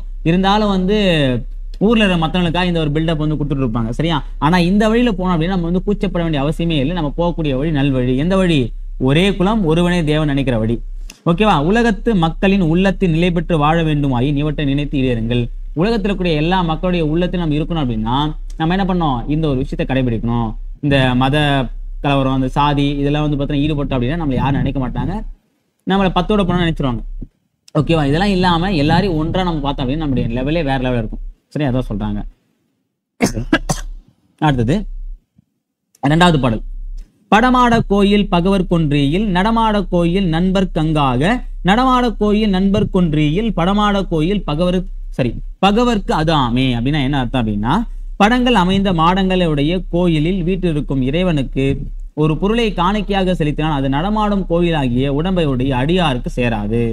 அடியார்களாகிய மக்களுக்கு கொடுப்பது கோயிலில் இருக்கும் இறைவனுக்கும் சேரும். என்ன சொல்றாங்கன்னா, நம்ம நிறைய பேர் வந்து கோயிலுக்கு போனா என்ன பண்ணுவோம், உண்டியெல்லாம் காசு போடும் பார்த்தீங்களா. அப்படி உண்டியில போற காசு வந்து பார்த்தோன்னா வெளியே இருக்கக்கூடிய சிவனடியாருக்கும் இல்லை பிச்சைக்காரங்களுக்கு வர போகிறது கிடையாது. ஆனா நம்ம என்ன பண்ணோம், வெளியே இருக்கவங்களுக்கு வந்து நம்ம கிட்ட வந்து ஒரு பொருளை வந்து வேண்டி வணங்கி நிக்கிறவங்க இறைஞ்சி பிச்சைக்காரங்களுக்கு நம்ம அந்த ஒரு விஷயத்த நம்ம இந்த தானத்தை வந்து கொடுத்தோம் அப்படின்னா அது டைரக்டா என்ன ஆகும், கடவுளை போய் சென்றடையணும். அதான் வந்து சொல்றாங்க. ஓகேவா, அதான் வந்து இந்த சொல்லுடைய இந்த பாடலுடைய அர்த்தம். அதாவது போயிட்டு சிலைக்கு ஒரு கோயிலுக்கு படமா இருக்கக்கூடிய ஒரு கடவுளுக்கு வந்து பார்த்தா நீ வழிபடுத்த விட நடமாடக்கூடிய உடம்பை வச்சிருக்கக்கூடிய மனிதர்களுக்கு நீ உதவணும் அப்படின்னா அதுவே கடவுளை போய் ஆட்டோமேட்டிக்கா செய்யறோம் அப்படின்னு தான் சொல்றாரு. சரியா, இதுல நமன்னா யமன், சித்தம்னா உள்ளம், நம்பர்னா அடியார். நான் வச்சு இது ரொம்ப முக்கியமானது. நம்பர்னது அடியார். படமாட கோயில்னா படங்கள் அமைந்த மாடங்களை உடைய கோயில். நானாமேனா கூசாமல். நாணம்னா வெட்கம், கூசம் சொல்லுவாங்க. நானாமேனா கூசாமல். உய்மின்னா ஈடேறுங்கள். ஈல்னா வழங்குதல். ஈதல்னு சொல்ல பத்தியா வழங்குதல் அர்த்தம். அறநெறியில் வாழ்பவர்கள் உயிரை கவர வரும் டேஷ் கண்டு அஞ்ச மாட்டார்கள். யாரு? நமனை கண்டு. அதான் நமன்னா யமன். ஒன்றே குலம் என்று கருதி வாழ்வதே மனித பண்பாகும். சரியா, ஒன்றே குலம் சுட்டு கருதி வாழ்த்தான் மனித பண்பு. நமன் இல்லை அப்படின்னா நமன் கூட்டல் இல்லை. நமன் கூட்டல் இல்லை. நம்பருக்கு கூட்டல் அங்கு என்பதனை சேர்த்து எழுத கிடைக்கும் சொல் வந்து பார்த்தோன்னா நம்பருக்கு அங்கு. நம்பருக்கு கூட்டல் இக்கு போயிட்டு இக்கு கூட்டல் கா சேர்ந்து காவா மாறும். நம்பருக்கு அங்கு. இதான் வந்து ஆன்சர். ஓகேங்களா, அடுத்து நம்ம பார்க்க போறது மெய்ஞான ஒளி அப்படின்ற ஒரு கவிதை தான் பார்க்க போறோம். குணங்குடி மஸ்தான் அவர்கள் சொன்ன ஒரு பாடல் வந்து கொடுத்திருக்காங்க. எப்படியும் வாழலாம் என்பது விலங்குகளின் இயல்பு, இப்படித்தான் வாழ வேண்டும் என்பது மனித பண்பு, நாம் எப்படி வாழ வேண்டும் என்பதை அறிஞர்கள் பலர் எடுத்து கூறினர். அதை பத்தி நம்ம பார்க்க போறோம். சரியா, ஒரு மனிதன் அப்படின்னா எப்படி வாழறதை பத்தி சொல்லியிருக்காரு குணங்குடி மஸ்தான் சாஹிப். அதை பத்தி பார்க்கலாம். குணங்குடி மஸ்தான் சாஹிபின் இயற்பெயர் அப்படின்னா சுல்தான் அப்துல் காதர். சுல்தான் அப்துல் காதர். இவர் இளம் வயதிலேயே முற்றும் துறந்தராக வாழ்ந்தார். சின்ன வயசுல என்ன பண்ணாரு, முற்றும் துறந்துட்டாரு. சதுரகிரி, புறாமலை, நாகமலை முதலிய மலைப்பகுதிகளில் தவம் இயற்றி ஞானம் பெற்றார். சதுரகிரி, புறாமலை, நாகமலை முதலிய மலைப்பகுதிகளில் தவம் இயற்றி ஞானத்தை பெற்றிருக்காரு. அடுத்தது எக்காலக்கண்ணி, மனோன்மணி கண்ணி, நந்தீஸ்வர கண்ணி முதலான நூல்களை இயற்றியுள்ளார். சரி, எக்காலக்கண்ணி, மனோன்மணி கண்ணி, நந்தீஸ்வர கண்ணி இந்த 3 நூலையும் இருந்து யார் பார்த்தீங்கன்னா குணங்குடி மஸ்தான் சாஹிப் தான். ஓகேவா. இதில் நம்ம பாடப்பகுதியா வந்து பார்த்தீங்கன்னா குணங்குடியார் பாடற் கோவை, வந்து குணங்குடியார் பாடற் கோவை அப்படின்ற ஒரு தொகுப்புல தான் நமக்கு இந்த பாடல் வந்து கொடுத்துருக்காங்க. பாடலை பார்த்துடலாம். கள்ள கருத்துக்களை கட்டோடு அறுத்தவர்க்கு உள்ளிருக்கும் மெய்ஞான ஒளியே பராபரமே, காசை விரும்பி கலங்கி நின்று உன் பாத ஆசை விரும்பாத அலைந்தேன் பராபரமே, அறிவை அறிவோர்க்கு ஆனந்த வெள்ளமாய் கரையறவே பொங்கும் கடலே பராபரமே, அடக்கத்தாம் ஆய ஐம்பொறியை கட்டி படிக்க படிப்புனக்கு பகராய் பராபரமே. அப்படின்னு என்ன அர்த்தம் அப்படின்னா, மேலான பொருளே. பராபரமேனா இங்க என்ன அர்த்தம்னா மேலான பொருள் அர்த்தம். தம் தீய எண்ணங்களை அடியோடு அழித்தவர்க்கு மனத்துள்ளே எழுந்தருளி இருக்கும் உண்மையான அறிவொளிதான் அறிவொளிவானவனே. என்ன சொல்லனா, தீய எண்ணங்கள் வந்து என்கிட்ட நிறைய இருக்கு. சரியா, அதை அழிக்கணும் அப்படின்னா உண்மையான ஒளியாகிய நீ எனக்குள்ள இருந்தாதான் அந்த தீய எண்ணங்கள்லாம் போகும். தீய எண்ணங்கள் இல்லாத இடத்துல தான் கடவுள் இருப்பாருன்றத சொல்றாரு. உன் திருவடிகளின் மேல் பற்று வைக்காமல் பணத்தின் மீது ஆசை வைத்ததால் நான் மனம் கலங்கி அலைகின்றேன். உன்னை பத்தி நினைக்காம, உன்னுடைய அருளை பெற நினைக்காம பணத்தை தேடி அலைஞ்சேன். ஓகேவா, ஒரு மூடத்தனமா. அது ரொம்ப தப்பான விஷயன்றதை நான் புரிஞ்சுக்கிட்டேன். நீ உண்மை அறிவினை உணர்ந்தவர்களின் உள்ளத்துக்குள் இன்ப பெருக்காய் கரை கடந்து பொங்கிடும் கடலாக விளங்குகின்றாய். அப்படின்னு என்ன அப்படின்னா, உண்மை அறிவு என்னன்றத, உண்மை என்னன்றத அறிவோடு அறிந்துகிட்டு இருக்கக்கூடிய நல்லவர்கள் உள்ளங்களை நீ எப்போதுமே இருப்ப, கடலளவு பொங்கி இருப்ப. தீய எண்ணங்கள் கொண்ட நபர்கள்கிட்ட நீ இருக்க மாட்டேன்றதை நான் உணர்ந்துட்டேன். மேலான பொருளே, ஐம்பொறிகளை அடக்கி ஆள்வது மிகவும் அரிய செயலாகும். அப்பொறிகளின் இயல்பை உணர்ந்து நல்வழிப்படுத்தும் அறிவினை எனக்கு தந்தருள்வாயாக, தந்தருள் செய்வாயாகன்னு சொல்றாரு. என்ன அப்படின்னா, ஐம்பொறிகளை அடக்கி ஆளுவது ரொம்ப கஷ்டமான விஷயம். சரியா, அதை அடக்கி ஆளுவதற்கு உண்டான தெம்பு, அதை அடக்கி ஆளுவதற்கு உண்டான அறிவை எனக்கு தந்தா போதும் அப்படின்னு சொல்லிட்டு கடவுள் வந்து கேட்கிறார். பாருங்க, இவர் வந்து நகை வேணும், பொன் வேணும், மாடிக்கு வேணும், அப்புறம் வந்து பார்த்தோன்னா பில்டிங் வேணும், அப்படிலாம் எதுவுமே கேட்கல. நல்லா வாழ்வதற்கு உண்டான நல்ல எண்ணத்தை வந்து விதைப்பதற்கு உண்டான வழியை மட்டும் கேட்கிறாரு. ஓகே, இல்ல சொல்லும் பொருள் பார்க்கும்போது பகராய் அப்படின்னா தருவாய், பகதல்னா தருதுன்னு அர்த்தம். ஆனந்த வெள்ளம்னா இன்ப பெருக்கு, பராபரம்னா மேலான பொருள், அறுத்தவருக்கு அப்படின்னா நீக்கியவருக்குன்னு அர்த்தம். அடுத்தது, மனிதர்கள் தம் டேஷ் தீய வழியில் செல்ல விடாமல் காக்க வேண்டும் ஐம்பொறிகளை. ஞானியர் சிறந்த கருத்துக்களை மக்களிடம் பகர்ந்தனர். ஆனந்த வெள்ளம் அடிப்பிக்கலாம், ஆனந்தம் கூட்டல் வெள்ளம். உள் கூட்டல் இருக்கும்னா உள் இருக்கும், இல்லு கூட்டல் ஈ சேர்ந்து ஆயிடும். அதாவது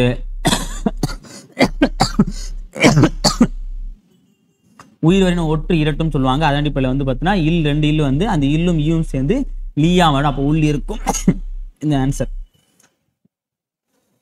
ஓகே, அடுத்து நம்ம உரையாடை உலகத்துல வந்து அயோத்திதாசருடைய சிந்தனைகளை பத்தி பார்க்க போறோம். ரொம்ப ஒரு முக்கியமான ஒரு நபர் தான். ஓகேவா. ஒருவருடைய வாழ்க்கை என்பது பிறந்து வாழ்ந்து மறைவதோடு முடிந்து விடுவதில்லை. நேர்மையான சிந்தனையும் செயலும் ஒருவருக்கு வரலாற்று நிலையான இடத்தை பெற்றுத் தருகின்றன. ஓகே, அதை பத்தி அந்த வரலாற்றை பெற்று தந்த ஒரு நபரை பத்தி நம்ம இதில் பார்க்க போறோம். அயோத்திதாசர் ஆங்கிலேயர் ஆட்சி காலத்தில் 19ஆம் நூற்றாண்டின் இறுதி பகுதியிலும் 20ஆம் நூற்றாண்டின் முற்பகுதியிலும் வாழ்ந்தவர். இவர் பண்டைய இலக்கிய, சமூக, சமய, வரலாற்று ஆய்வுகளில் ஈடுபட்டார். அவற்றின் அடிப்படையில் புதிய சமுதாயத்தை கட்டமைக்கும் பெரும் பணியை ஈடுபட்டார். ஓகேவா. ஸோ ஆங்கிலேய ஆட்சி காலத்துல 19ஆம் நூற்றாண்டு கடைசி பாட்டு, 20ஆம் நூற்றாண்டிய முதல் பாட்டில் உருவானவர் தான் யாருன்னா அயோத்திதாச பண்டிதர். ஓகேவா.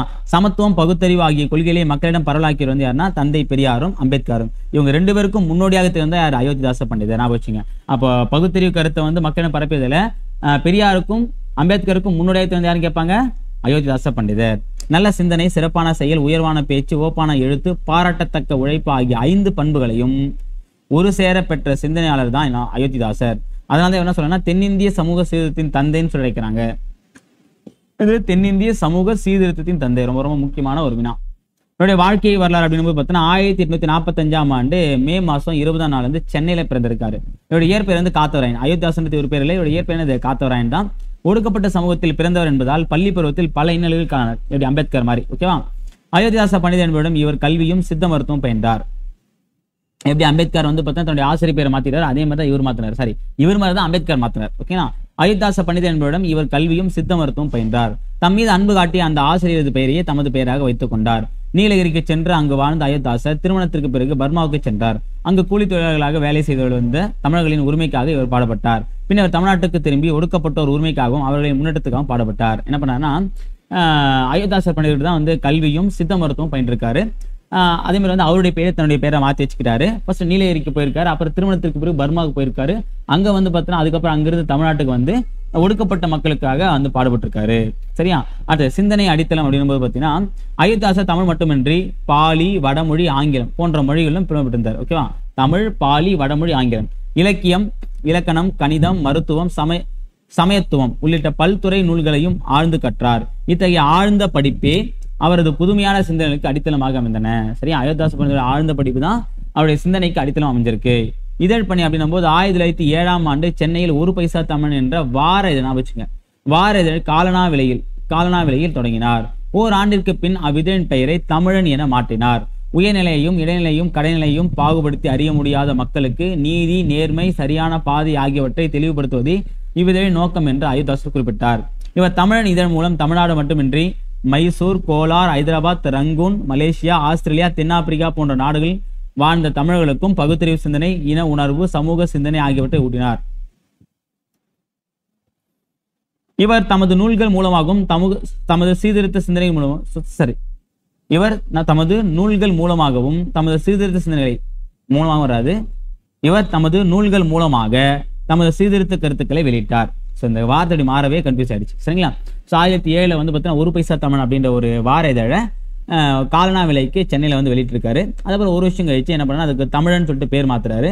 இதை வந்து நிறைய ஊர்களில் இருந்த நிறைய வெளிநாடுகள் கூட பார்த்தீங்கன்னா தமிழர்களுக்கு ஒரு விடுதலை உணர்வை ஏற்ற மாதிரி இருந்துச்சு. அடுத்தது கல்வி சிந்தனைகள் அப்படின்னும் போது, ஒரு மனிதனின் அறிவு வளர்ச்சி பெற வேண்டுமானால் கல்வி அறிவு அவசியம் என்று அயோத்திதாசர் கருதினார்.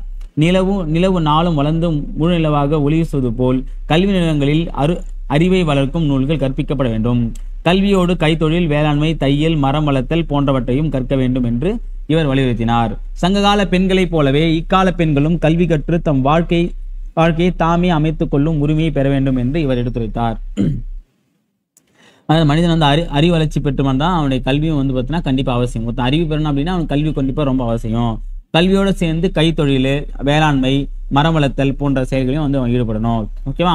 அதே மாதிரி சங்க காலத்தை எப்படி பெண்கள்லாம் படிச்சாலும் அதே மாதிரி இந்த காலத்தையும் பெண்கள் வந்து படிக்கணும் அப்படின்ட்டு சொன்னாரு. அடுத்த வாழும் முறை அப்படிங்கும்போது பார்த்தீங்கன்னா,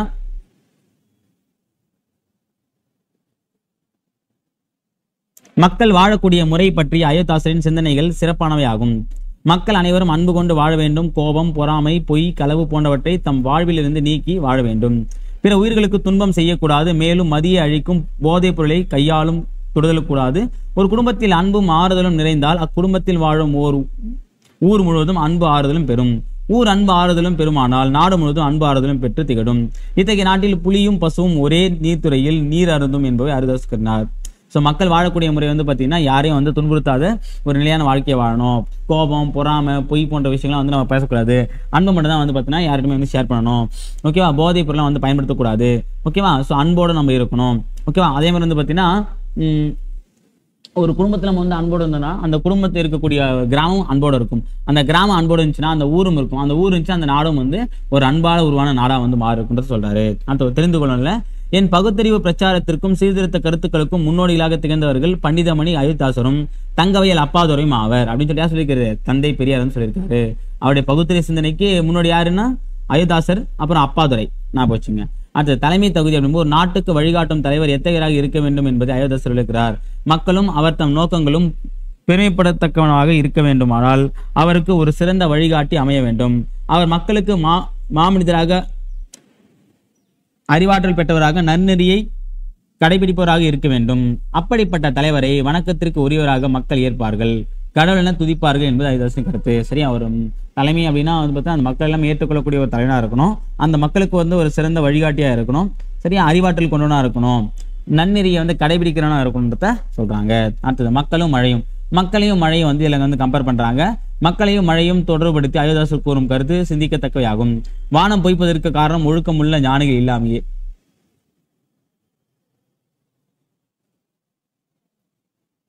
நம்ம நிறைய வந்து ஃப்ரெண்ட்ஸ் கிட்ட பேசணும்னா சொல்லுவோம், எங்கள் ஊரில் மழையே பெய்யடா, அதான் நீ இருக்கேடா எப்படிடா பெய்யும், ஏன்டா நான் தானடா, நீ தான் அயோக்கியனாச்சு, அயோக்கியம் இருக்கிறது மழை பெய்யாது, போராளி இல்லை வந்து நியாய சருகிறதுலாம் பெய்யணும்லாம் நம்ம கலாய் பற்றி சின்ன வயசுலாம் அதான் வந்து சொல்கிறாங்க இங்கே. ஸோ அப்போ என்ன அப்படின்னா மக்கள் எப்படி இருக்காலும் அதுக்கேற்று தான் மழை பெய்யும். மக்கள் வந்து நல்ல வளமாக இருக்காங்க அப்படின்னா அங்கே வந்து பார்த்தீங்கன்னா வரக்கூடிய மழை வளம் அதிகமாக இருக்கும். மக்கள் வந்து கெட்ட எண்ணங்கள் கொண்டு இருக்காங்க, அங்கே வறட்சி நிலவரத்தை சொல்கிறாரு. அடுத்து அயோத்தியாசர் எழுதிய நூல்கள் அப்படின்னு பார்க்கும்போது புத்தரது ஆதிவேதம், இந்திர தேச சரித்திரம், விவாக விளக்கம், புத்தர் சரித்திரப்பா முதல் நூலாகும். சரியா, புத்தரது ஆதிவேதம், இந்திர தேச சரித்திரம், விவாக விளக்கம், புத்தர் சரித்திரப்பா முதல் நூலில் எழுதியிருக்காரு.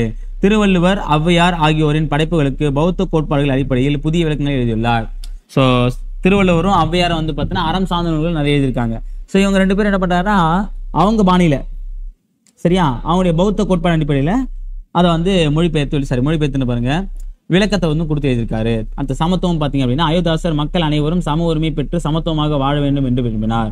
கல்வி, வேளாண்மை, காவல்துறை போன்ற அனைத்து துறைகளிலும் மக்கள் அனைவரும் சம வாய்ப்பு வாழ வேண்டும். ஊராட்சி, நகராட்சி, சட்டமன்ற, நாடாளுமன்றம் மற்றும் போன்றவற்றிலும் எல்லா வகுப்பினருக்கும் உரிய பிரதிநிதித்துவம் வழங்கப்பட வேண்டும். இவற்றில் இந்து, பௌத்தர் போன்ற வேறுபாடுகள் இருக்கக்கூடாதுன்னு சொல்றாரு. ஓகேவா? ஸோ சமத்துவன்றது பார்த்தீங்கன்னா எல்லாருக்கும் எல்லாமே கிடைக்கணும், எல்லாரும் ஒரே மாதிரி நடத்தணும், எல்லாருக்கும் எல்லா விஷயமும் சரிவிதத்தில் கிடைக்கணும். அது கிடைச்சாதான் சமத்துவன்றது குறிப்பிடுறாங்க. சென்னை தாம்பரத்தில் உள்ள சித்த ஆராய்ச்சி மையத்துடன் இணைந்த மருத்துவமனைக்கு அயோத்தியாசர் பண்டிதர் மருத்துவமனை என்று பெயர் சூட்டப்பட்டுள்ளது. சரியா, சென்னை தாம்பரத்துல வந்து பார்த்தீங்கன்னா சித்த மருத்துவ ஆராய்ச்சி நிலையம் இருக்கு. அதோட டைப்பான வந்து ஒரு நிறுவனம் வந்து பார்த்தீங்கன்னா சித்த மருத்துவமனை மருத்துவ கல்வின்னு சொல்லலாம். அதுல வந்து பார்த்தீங்க அப்படின்னா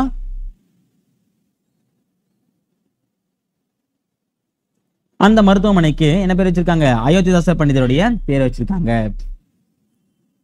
அது திராவிட மகாஜன சங்கம் வெரி இம்பார்ட்டன்ட். அயோத்திதாசர் தமது கொள்கைகளை வலியுறுத்தவும் ஒடுக்கப்பட்டோர் உரிமையை பாதுகாக்கவும் 1892 இப்போ 1892ஆம் ஆண்டு திராவிட மகாஜன சங்கம் என்னும் அமைப்பை தோற்றுவித்தார். இம்மமைப்பு சாலைகள் அமைத்தல், கால்வாய்கள் பராமரித்தல், குடிகளின் பாதுகாப்புக்கு காவல்துறையினை நியமித்தல், பொது மருத்துவமனைகள் அமைத்தல், சிற்றூர்கள் தோறும் கல்விக்கூடங்கள் ஏற்படுத்தல் போன்றவற்றைக்காகவும் போராடியது. சரியா? ஸோ இந்த அமைப்பு வந்து பார்த்தா நிறைய சமூகம் சார்ந்த விஷயங்கள், சமத்துவம் சார்ந்த விஷயங்களுக்காக தான் போராடி இருக்காங்க. அடுத்து அரசியல் விடுதலையும் மக்கள் உரிமையும். விடுதலை என்பது வெறும் ஆட்சி மாற்றம் மட்டுமன்று, அது மக்களின் வாழ்க்கையில் நல்ல மாற்றங்களை ஏற்படுத்ததாக அமைய வேண்டும் என்பது அயோத்திதாசரின் கருத்து. சுயராஜ்யத்தின் நோக்கம் அதிகாரத்தை கைப்பற்றுவதாக மட்டும் இருக்கக்கூடாது, மக்களின் சமூக பொருளாதார வளர்ச்சியையும் உள்ளடக்கியதாக அமைய வேண்டும். மக்கள் வாழ்க்கையில் மாற்றம் உண்டானால் ஒழிய நாடு முன்னேற முடியாது என்று ஆணித்தரமாக கூறியதுதான் யாரு? அயோத்திதாசர் பண்டிதர். சரியா? ஸோ வெறும் விடுதலை மட்டும் நம்ம அடைஞ்சிடா மட்டும் ஆட்சி மாற்றம் நமக்கு வந்து நிம்மதியை தராது. ஓகேவா? ஸோ நம்ம வந்து அடுத்த அழிக்கிறது மட்டும் இல்லாமல் நம்ம நாட்டை எப்படி வளர்க்குறதை பற்றி யோசிக்கின்றத அழகாக சொல்லியிருப்பாரு. அடுத்த தனித்தன்மை அப்படின்னும் போது அயோத்திதாசர் தனித்தன்மை பார்த்தீங்க அப்படின்னா அயோத்திதாசர் காலத்தில் பண்டிதர், புலவர், நாவலர், பேச்சாளர், எழுத்தாளர் என பலர் இருந்தனர். ஆயினும் பகுத்தறிவு, இலக்கியம், சமூகம், சமயம், அரசியல், வரலாறு, தொழில் முனைவோர் ஆகியவற்றில் அக்கறை கொண்டு புதிய சிந்தனைகளை விதைத்தவர்கள் அயோத்திதாசர்களே அப்படின்னு சொல்லி முடிக்கிறாங்க. ஓகேங்களா? ஸோ இதோட அந்த அயோத்திதாசர் சம்பந்தமான பாடம் முடிஞ்சது. இதில் நம்ம பார்க்க வேண்டியது பார்த்தீங்கன்னா அவருடைய எங்கே பிறந்தார், எங்கே வளர்ந்தார், எங்கே வந்து பார்த்தீங்கன்னா வேலை செஞ்சார், அவருடைய சிறப்பு என்ன, திராவிட மகாஜன சபைனா என்ன, ஓகேவா? அப்புறம் அவர் இயற்றிய நூல்கள் என்ன, அவர் பதிப்பித்த நூல்கள் அப்படின்னு பார்த்தோம். இதை பார்த்தலாம். அவர் பதிப்பித்த நூல்கள் அப்படின்போது போகர் 70, அகத்தியர் 200, சிமிட்டுகள் ரத்தின சுருக்கம், சிமிட்டு ரத்தின சுருக்கம், பாலைவாகடம், சரி பாலவாகடமா, சாரி பாலையும் படிச்சேன். இங்கே பார்த்தீங்கன்னா பாலகம்னா சின்ன குழந்தை பற்றி அதான் சொல்கிறாங்க. ஓகேவா? ஓகே. அடுத்தது நான் வந்து திணை வகையில் ஏதோ சொல்லியிருப்பான்னு நினச்சிட்டேன், சாரி. அடுத்து பார்த்தீங்கன்னா ஓகே அவ்வளோதான், இல்லை சொல்லும் பொருள் சாரி. சரியான விடயத்தில் வந்து பார்த்தீங்கன்னா ஃபர்ஸ்ட் அயோத்திதாசர் டேஷ் சமூக சீர்திருத்தின் தந்தை, இது தென்னிந்திய சமூக சீர்திருத்தின் தந்தை. அயோத்திதாசர் நடத்திய இதழ் வந்து பார்த்தீங்கன்னா என்னது? ஒரு பைசா தமிழன். அடுத்தது கல்வியோடு டேஷ் கற்க வேண்டும் என்பது அயோத்திதாசன் கருத்து. கைத்தொழில். அயோத்திதாசரின் புதுமையான சிந்தனைகளுக்கு அடித்தளமாக அமைந்தது அவருடைய ஆழ்ந்த படிப்பு. மக்களின் ஒழுக்கத்துடன் தொடர்புடையது வந்து பார்த்தீங்கன்னா மழை. ஓகேவா? அடுத்து பார்த்தீங்கன்னா மனித எந்திரம் அப்படின்ற ஒரு தலைப்பில் வந்து பார்த்தீங்கன்னா ஒரு கதை பகுதி கொடுத்துருக்காங்க. இந்த கதை பகுதி அந்த அளவுக்கு எக்ஸாம் பாயிண்ட் ஆஃப் வியூல முக்கியமானது இல்லை. நம்ம இந்த கதையை எழுதின நபரை பற்றி மட்டும் பார்த்துலாம், அவர் ரொம்ப முக்கியமானது. நூல்வெளியில் வந்து சிறுகதை மன்னன் என்று போற்றப்படும் புதுமைப்பித்தனின் இயற்பெயர் வந்து சோ விருதாச்சலம். புதுமைப்பித்தன் அதான் அவருடைய சிறப்பு பெயர். அவருடைய இயற்பெயர் என்னது? சோ விருதாச்சலம். அப்போ அவருடைய பேர் பார்த்தீங்கன்னா புதுமைப்பித்தன். சரியா? அடுத்த ரொம்ப முக்கியமானது, சிறுகதைகளில் புது புது உத்திகளை கையாண்டவர் என்று இவரை திறனாய்வாளர்கள் போற்றுகின்றனர். சிறுகதையில் நிறைய வந்து புது புது விஷயங்களை வந்து இன்க்ளூட் பண்ணுவார். அதான் அவருடைய சிறப்பான விஷயம். 100க்கும் மேற்பட்ட சிறுகதைகளை படைத்துள்ளார். சில திரைப்படங்களுக்கு கதை உரையாடலும் எழுதியுள்ளார். ஓகே, பால் மட்டும் பாடுறது இல்லாம நிறைய திரைப்படங்களுக்கு கூட பார்த்தீங்கன்னா எழுத்தாளராக வந்து பண்ணி கொடுத்துருக்காரு. சரியா? கடவுளும் கந்தசாமி பிள்ளையும் ரொம்ப முக்கியமானது. கடவுளும் கந்தசாமி பிள்ளையும், சாப விமோச்சனம், பொன்னகரம், ஒரு நாள் கழிந்தது இது எல்லாமே இவருடைய சிறுகதைகள் தான். என்னது? கடவுளும் கந்தசாமி பிள்ளையும், சாப விமோச்சனம், பொன்னகரம், ஒரு நாள் கழிந்தது. மணிக்கொடி இதழில் வெளியான புதுமை பத்தின சிறுகதை ஒன்று இங்கு தரப்பட்டுள்ளது. மணிக்கொடி வந்து பார்த்தீங்கன்னா சிறுகதை வந்து யாரு? புதுமை பித்தன் நான் வச்சுங்க. ஓகேவா? அடுத்து யாப்பிலக்கணம் அப்படிங்கும்போது பார்த்தீங்கன்னா மொத்தம் 5 வகை தமிழ் இலக்கணங்கள் வந்து 5ஆவதா எது இருக்குன்னு பார்த்தீங்கன்னா யாப்பிலக்கணம் தான். ஸோ யாப்புனா என்ன அப்படின்னா ஒரு செய்யுளை வந்து கரெக்டான முறையில் கட்டமைச்சு வைக்கத்தான் வந்து யாப்பு நம்ம சொல்றோம். அடுக்கி வைக்கிறதுன்னு சொல்ல அதான் யாப்பு. யாப்புனா கட்டுதல் அப்படின்னு பேரு. இது 5ஆவது இலக்கணம் சொல்லுவாங்க. இதுக்கு வந்து பார்த்தீங்கன்னா இந்த யாப்பிலக்கணத்துக்குரிய உறுப்புகள் மொத்தம் 6. இது கேட்டேன் டிஎன்பிஎஸ்சியில். யாப்பிலக்கணத்திற்கான உறுப்புகள் மொத்தம் 6. அது என்ன? எழுத்து, அசை, சீர், தலை, அடி, தொடை. எழுத்து, அசை, சீர், தலை, அடி, தொடை. ஓகேங்களா? அடுத்தது இதில் பார்த்தீங்கன்னா ஃபர்ஸ்ட் எழுத்து அப்படின்னும் போது யாப்பிலக்கணப்படி எழுத்துக்கள் மொத்தம் 3ஆ பிரிப்பாங்க. ஒன்று குறில், உயிர் குறில், உயிர்மை நெறின்னு சொல்லுவாங்க. நெடில் எழுத்துனா உயிர் நெடில், உயிர்மை நெறின்னு சொல்லுவாங்க. ஒற்று எழுத்துனா மெய் எழுத்தும் ஆயுத எழுத்துனா சொல்லுவாங்க ஒற்று எழுத்துன்னு சொல்லிட்டு குறிப்பிடுவாங்க. அடுத்தது அசை. எழுத்து முடிஞ்சு அசைது பார்த்தீங்கன்னா எழுத்துகள் ஒன்றோ சிலவோ சேர்ந்து அமைவது அசை. எழுத்து வந்து ஒன்றோ அல்லது சிலவோ சேர்ந்து அமைவது அசை. அது நேரசை, நிரசை என 2 வகைப்படும். பொதுவாக வந்து அசைத்தன வகைப்படும், நேரசை, நிரசை. குறில் அல்லது நெடில் எழுத்து தனித்து வந்தாலும் ஒற்றுடன் சேர்ந்து வந்தாலும் நேரசை ஆகும். குறிலோ நெடிலோ தனித்து வந்தா, இங்க பாருங்க நான்றது குறில், ஓகேவா? இங்க நான்றது பார்த்தா நெடில், இது தனித்து வந்தாலும் சரி. இல்லை ஒற்று எழுத்து ஆனால் இம்மு, இப்பு, இவ்வுன்ற மாதிரி அந்த ஒற்று எழுத்தோடு சேர்ந்து வந்தாலும் இந்த நேரசை தான். அதாவது இங்க பாருங்க குறில்னா, நெடில்னா, நம், நாம், இது எல்லாமே இந்த நேரசை தான். அடுத்த 2 குறில் எழுத்துக்கள் அல்லது குறில் நெடில் எழுத்துக்கள் இணைந்து வந்தாலும் அவற்றுடன் ஒற்று எழுத்து சேர்ந்து வந்தாலும் நிறையசை ஆகும். இப்போ 2 குறில் எழுத்து, இங்க 2 குறில் பிளஸ் வந்து ஒரு ஒற்று எழுத்து, இங்க ஒரு குறில் ஒரு நெடில் எழுத்து, இங்க ஒரு குறில் நெடில் எழுத்து பிளஸ் ஒரு ஒற்று எழுத்து. ஓகேவா? அதான் சொல்றாங்க 2 குறில் எழுத்து, ஒரு குறில் ஒரு நெடில் எழுத்து. அதே மாதிரி 2 குறில் எழுத்து பிளஸ் வந்து ஒரு ஒற்று எழுத்து, ஒரு குறில் ஒரு நெடில் எழுத்து பிளஸ் ஒற்று எழுத்து வந்தாலும் அது நிறையசை. அடுத்து சீர் அப்படின்னும் போது பார்த்தீங்கன்னா ஒரு அசையோ ஒன்றுக்கு மேற்பட்ட அசைகளோ சேர்ந்து வருவது சீராகும். ஒரு அசை அல்லது ஒன்றுக்கு மேற்பட்ட அசைகள் சேர்ந்து வருதுன்னு அந்த சீர். சீர்களை ஓரசைச்சீர், ஈரசைச்சீர், மூவசைச்சீர், நாலசைச்சீர் என வகைப்படுத்துவர். சீர் என்ன சொன்னாங்க? ஓரசைச்சீர், ஈரசைச்சீர், மூவசைச்சீர், நாலசைச்சீர் அப்படின்னு சொல்லி குறிப்பிடுறாங்க. ஓகேவா? அடுத்து பார்த்தீங்கன்னா தலை, ரொம்ப முக்கியமானது. தலை மொத்தம் 7 வகைப்படும். ஓகேவா? இதை பத்தி வந்து பார்த்தீங்கன்னா சீர்கள் ஒன்றோடு ஒன்று பொருந்துவதை தலை என்பார்கள். என்னன்னா சீர்களை இருக்கு பார்த்தீங்களா, அந்த எழுத்து, அசை, சீர். எழுத்துக்கள் ஒன்றா சேர்ந்தா அசை, அசைகள் சேர்ந்தா பார்த்தீங்கன்னா சீர். சீருக்கு அப்புறம் வரும் தலை வரும். அந்த தலை மொத்தம் 7 வகைப்படும். அப்புறம் தலைக்கு எடுத்து பார்த்தீங்கன்னா அடி. 2க்கு மேற்பட்ட சீர்களை கொண்டு அமைவது அடி ஆகும். மொத்தம் அடி எத்தனை வகைப்படும்? 5 வகைப்படும். அடுத்து பார்த்தா தொடை. செய்யுளின் ஓசை இன்பம் பொருள் இன்பம் தோன்றும் வகையில், ஓசை இன்பம் பொருள் இன்பம் தோன்றும் வகையில்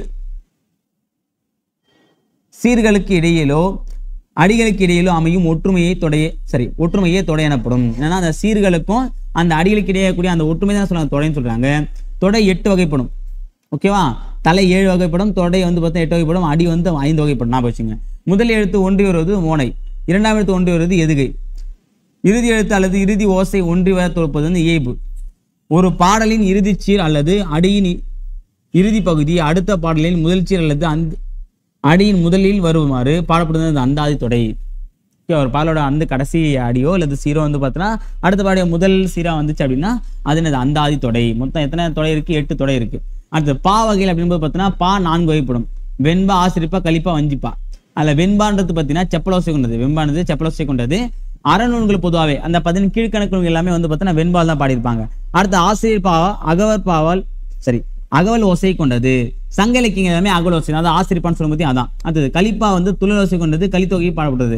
வஞ்சிப்பா வந்து தூங்கல் ஓசை கொண்டது. வஞ்சிப்பானது பார்த்தீங்கன்னா தூங்கல் ஓசை கொண்டது, ரொம்ப ரொம்ப முக்கியமானது, வெரி இம்பார்ட்டன்ட்.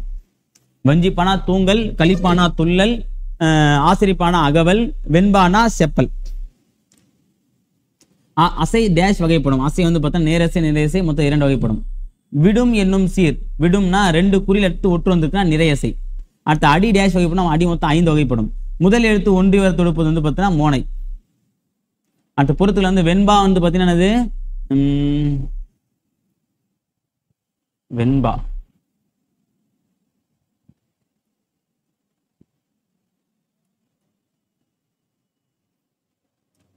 ஆசிரியப்பா வந்து பார்த்தீங்கன்னா அகவலோசை ரெண்டாவது, கலிப்பா வந்து துள்ளலோசை மூணாவது, வஞ்சிப்பா வந்து பார்த்தீங்கன்னா செப்பலோசை அதானே, சரி வஞ்சிப்பா வந்து தூங்கலோசை, வஞ்சிப்பா வந்து பார்த்தீங்கன்னா தூங்கலோசை இது நாலாவது. அப்போ வெண்பா தான் வந்து செப்பலோசை 1, வெண்பா வந்து செப்பலோசை, ஆசிரியப்பா வந்து பார்த்தீங்கன்னா அகவலோசை, கலிப்பா வந்து துள்ளலோசை, வஞ்சிப்பா வந்து செப்பலோசை. ஓகேவா? அடுத்து நம்ம பார்க்க போகிறது வந்து பார்த்தீங்கன்னா ஓகே மொழித்தின் பயிற்சியில் வந்து கடைசியாக நம்ம இன்னும் 2 டாபிக் தான் இருக்குது. ஒன்று கலைச்சொலரையும் பார்க்க போகிறோம், அடுத்து வந்து பார்த்தீங்கன்னா திருக்குறள் பார்க்க போகிறோம். தொண்டுனா சேரிட்டி, ஞானினா செயின்ட், தத்துவம்னா பிலாசபி, நேர்மைனா இன்டெகிரிட்டி, பகுத்தறிவுனா ரேஷனல், சீர்திருத்தம்னா ரிஃபார்ம். அதை வச்சுங்க ரொம்ப முக்கியமானது. அடுத்த திருக்குறள் 10 திருக்குறள் பார்க்க போகிறோம். ஃபர்ஸ்ட் வந்து படை செருக்கு அப்படின்றதுல மொத்தம் 2 திருக்குறள் இருக்குது. ஃபர்ஸ்ட் வந்து காண முயல் எய்த அம்பினில் யானை பிழைத்த வேல் ஏந்தல் இனிது, காண முயல் எய்த அம்பினில் யானை பிழைத்த வேல் ஏந்தல் இனிது அப்படின்னா காட்டு முயலை வீழ்த்திய அம்பினை ஏந்துவதை விட யானையை குறிவைத்து தவறிய வேலை ஏந்துவது பெருமை தரும். அதாவதுன்னா ஒரு காட்டு முயலை அடிக்கிறது நம்ம வந்து வில்லேந்தி நிற்கிறத விட ஒரு யானையை நம்ம டார்கெட் பண்ணுறது ரொம்ப ஈஸி. இப்போ ஒரு குரூப் 4 எக்ஸாம் படிச்சு நம்ம வேலைக்கு போகிறத விட ஒரு குரூப் 1 எக்ஸாம் உட்காந்து 3 முறை படிச்சு வேலை வாங்கிட்ட விட அதுதான் பெரிய விஷயம் சொல்றாங்க. ஒரு சின்ன விஷயத்த நம்ம போறத விட பெரிய விஷயத்த நம்ம மோதி தோத்து போனோட பரவாயில்ல, நம்முடைய முயற்சி வந்து பெருசா இருக்குன்னு சொல்றாங்க. ஓகேவா? அடுத்தது ரெண்டாவது, பேராண்மை என்பதருகன் ஒன்று உற்றக்கால் ஊராண்மை மற்றதன் எஃகு அப்படின்னா பகைவரை எதிர்த்து நிற்கும் வீரத்தை ஆண்மை என்று கூறுவர். பகைவருக்கு துன்பம் வரும்போது உதவி செய்தலே அந்த ஆண்மையின் கூர்மை என்று கூறுவர். என்னன்னா பேராண்மை என்பதாருகன் ஒன்றன் உற்றக்கால் ஊராண்மை மற்றதன் எஃகு அப்படின்னா பகைவர் வந்து பார்த்தீங்கன்னா எதிர்த்து நிற்கிறது வந்து வீரன், அதே பகைவருக்கு ஏதோ ஒரு கஷ்டம் வருதுன்னா அவனுக்கு போய் உதவி செய்யறான் பார்த்தீங்களா, அவன் தான் மாவீரன், அதாவது ஆண்மை கூர்மை கொண்டவன் சொல்லிட்டு சொல்றாங்க. அடுத்தது நட்பை பத்தி மொத்தம் 2 பாடல் கொடுத்துருக்காங்க. ஃபர்ஸ்ட் பாடல் நவில்தோறும் நூல் நயல் போலும் பயில்தோறும் பண்புடையாளர் தொடர்பு, நவில்தோறும் நூல் நயம் போலும் பயில்தோறும் பண்புடையாளர் தொடர்பு, நல்ல நூல்களை படிக்க படிக்க இன்பம் தருவது போல பண்புடையவர் நட்பு பழக பழக இன்பம் தருமாகும். நல்ல நூல்களை படிச்சா நம்ம என்ன வரும், இன்பம் வரும். அதே மாதிரி பண்புடைய நட்பு நமக்கு பழக பழக இன்பம் தரும். அடுத்தது நகுதல் பொருட்டன்று நட்டல் மிகுதிக்கண் மேற்சென்று இடித்தல் பொருட்டு, நகுதல் பொருட்டன்று நட்டல் மிகுதிக்கண் மேற்சென்று இடித்தல் பொருட்டு அப்படின்னா நட்பு சிரித்து பேசி மகிழ்வதற்கு மட்டும் உரியதன்று, நண்பர் தவறு செய்தால் அவரை கண்டித்து திருத்துவதற்கும் நட்புன்றது தேவைப்படும். ஸோ சும்மா வந்து பேசி சிரிச்சுட்டு இருந்தால் மட்டும் நட்பாகாது. சரியா? தன் நண்பன் வந்து ஒரு தவறு செய்யறானா அதை வந்து தட்டி கேட்கறதா உண்மையான நண்பன், சும்மா வந்து அவன் சொல்லத்தெல்லாம் ஜால்ரா போற நண்பன் சொல்றாங்க. அடுத்தது நட்பாரா இதுல இருந்து ஒரு 2 குறள் கொடுத்துருக்காங்க. முதல் குறள் பார்க்கலாம். ஆய்ந்து ஆய்ந்து கொள்ளாதான் கேண்மை கடைமுறை தான் சாம் துயரம் தரும், ஆய்ந்து ஆய்ந்து கொள்ளாதான் கேண்மை கடைமுறை தான் சாம் துயரம் தரும் அப்படின்னா மீண்டும் மீண்டும் ஆராய்ந்து பாராமல் ஒருவனுடன் கொண்ட நட்பு தாம் சாகும் அளவுக்கு துன்பம் தரும். ஸோ ஒரு நண்பனை பத்தி முழுசா ஆராயாம அவனை பத்தி என்னன்னே தெரியாம அவங்க கூட சிரிச்சு பேசி பழகத்தை வந்து பார்த்தீங்கன்னா சாகும் வரைக்கும் நமக்கு துன்பத்தை தரக்கூடிய விஷயமா இருக்கணும். தன் நண்பனை பத்தி நம்ம கண்டிப்பா தெரிஞ்சுக்கணும். அடுத்தது கேட்டினும் உண்டு ஓர் உறுதி கிளைஞரை நீட்டி அளப்பதோர் கோல், கேட்டினும் உண்டு ஓர் உறுதி கிளைஞரை நீட்டி அளப்பதோர் கோல் அப்படின்னா என்ன அர்த்தம்னா நமக்கு வரும் துன்பத்தினாலும் ஓர் நன்மை உண்டு, அத்துன்பமே நமது நண்பர்களின் உண்மையான இயல்பை அளந்து காட்டும் அளவுகளாகும். நமக்கு ஒரு கஷ்டம் வரும்போது யார் யார் உதவுறாங்க இல்லைன்னு தான் தெரியும். ஏன் அப்போ கஷ்டம் வந்தாதான் நம்ம உண்மையா சேர்த்து வச்ச நட்பு எத்தனை பேர் நமக்கு தெரியும், எத்தனை பேர் நமக்கு உதவுறான், எத்தனை பேர் நமக்கு வந்து உதவாம போறான்றதுலாம் நமக்கு அப்பதான் தெரியும். ஸோ அப்போ அந்த துன்பம் வரது நல்ல விஷயம் தான், நமக்கு உண்மையா யார் இருக்கான்றதை நம்ம தெரிஞ்சுக்கலாம். அடுத்தது மானம் அப்படின்ற ஒரு அதிகாரத்தை 2 குறள் கொடுத்துருக்காங்க. பெருக்கத்து வேண்டும் பணிதல் சிறிய சுருக்கத்து வேண்டும் உயர்வு, பெருக்கத்து வேண்டும் பணிதல் சிறிய சுருக்கத்து வேண்டும் உயர்வு, செல்வம் மிகுந்த காலத்தில் பணிவுடன் நடந்து கொள்ள வேண்டும், வறுமை வந்த காலத்தில் ஊக்கம் குறையாமல் பெருமித உணர்வுடன் வாழ வேண்டும். செல்வம் அதாவது நம்மகிட்ட நிறைய பணம் வருது அப்படின்னா நம்ம பணிவோடு இருக்கணுமா, இதே பணம் எல்லாம் வறுமையில் இருக்கணும் அப்படின்னா ஊக்கம் கொஞ்சம் கூட அந்த மோட்டிவேஷன் குறையாம நம்மளால கண்டிப்பா முன்னேறி போக முடியுன்ற அந்த ஊக்கம் நம்மகிட்ட இருக்கணுமா. சரியா? அடுத்தது 8வது குறள்ல குன்றின் அணையாரும் குன்றுவர் குன்றுவ குன்றி அணைய செய்யின், குன்றின் அணையாரும் குன்றுவர் குன்றுவ குன்றி அணைய செய்யின் அப்படின்னா மலையளவு பெருமை உடையவராக இருந்தாலும் குன்றி மணி அளவு தவறு செய்தால் அவரது பெருமை அழிந்துவிடும். சரியா? அவர்த்த வந்து ரொம்ப சூப்பர் ஸ்டாரா இருக்கான்னு வச்சுங்களேன், சின்னதா ஒரு தப்பு பண்ணா கூட அவன் பேர் என்ன கெட்டு போயிடும் சொல்றாங்க. அடுத்தது பண்புடைமை அப்படின்ற அதிகாரத்தை 2 குறள் கொடுத்துருக்காங்க. பண்புடையார் பட்டுண்டு உலகம் அது இன்றேல் மண்புக்கு மாய்வது மண், பண்புடையார் பட்டுண்டு உலகம் அது இன்றேல் மண்புக்கு மாய்வது மண் அப்படின்னா என்ன அர்த்தம்னா பண்பு உடைய சான்றோரின் வழியில் நடப்பதால் தான் இவ்வுலகம் இன்னும் இயங்குகிறது, இல்லாவிட்டால் மண்ணுக்குள் புதைந்து அழிந்திருக்கும் அப்படின்னு சொல்லி சொல்றாங்க. அடுத்தது பண்பிலான் பெற்ற பெருஞ்செல்வம் நண்பால் களம் தீமை பண்பிலான் பெற்ற பெருஞ்செல்வம் நண்பால் களம் தீமையால் திரிந்து அற்று. ஓகேவா, என்ன சொன்னாங்க? பண்பிலான் பெற்ற பெருஞ்செல்வம், அதாவது தூய்மையற்ற பாத்திரத்தில் வைக்கப்படும் பால் திரிந்துவிடும். அதுபோல் நற்பண்பு இல்லாதவன் பெற்ற பெருஞ்செல்வம் யாருக்கும் பயனின்றி அழியும். சரியா? இப்போ ஒரு பாத்திரம் வந்து கழுவாம இருந்துச்சு அப்படின்னு வச்சுங்களேன், அந்த பால் வச்சுன்னா கெட்டு போயிடும். அதே மாதிரி தான் நல்ல பண்பு இல்லாத ஒருத்தரோட இருக்கக்கூடிய செல்வமானது அழிஞ்சு போயிடும். ஓகே, நல்லவங்க தான் செல்வம் இருக்கும், கெட்டவங்க செல்வம் வச்சா என்ன, அது வந்து கெட்ட வழிக்கு தான் போன்றதை சொல்றாங்க. ஆண்மையின் கூர்மையிடத்தில் அது பகைவருக்கு உதவுதல். வறுமை வந்த காலத்தில் டேஷ் குறையாமல் அது ஊக்கம் குறையாமல் வாழணும். பெருஞ்செல்வம்னா பெருமை கூட்டல் செல்வம். ஊராண்மைனா ஊர் கூட்டல் ஆண்மை. திரிந்து கூட்டல் அற்றுனா திரிந்தற்று. இதான் வரும். இன்பம் தருவது எதுப்பா? இன்பம் தருவது பார்த்தீங்கன்னா பண்புடைய நட்பு தான் நமக்கு இன்பத்தை தரும். நட்பு என்பது சிரித்து மகிழ்வது மட்டுமன்று. பெருமையை அழிப்பது எது?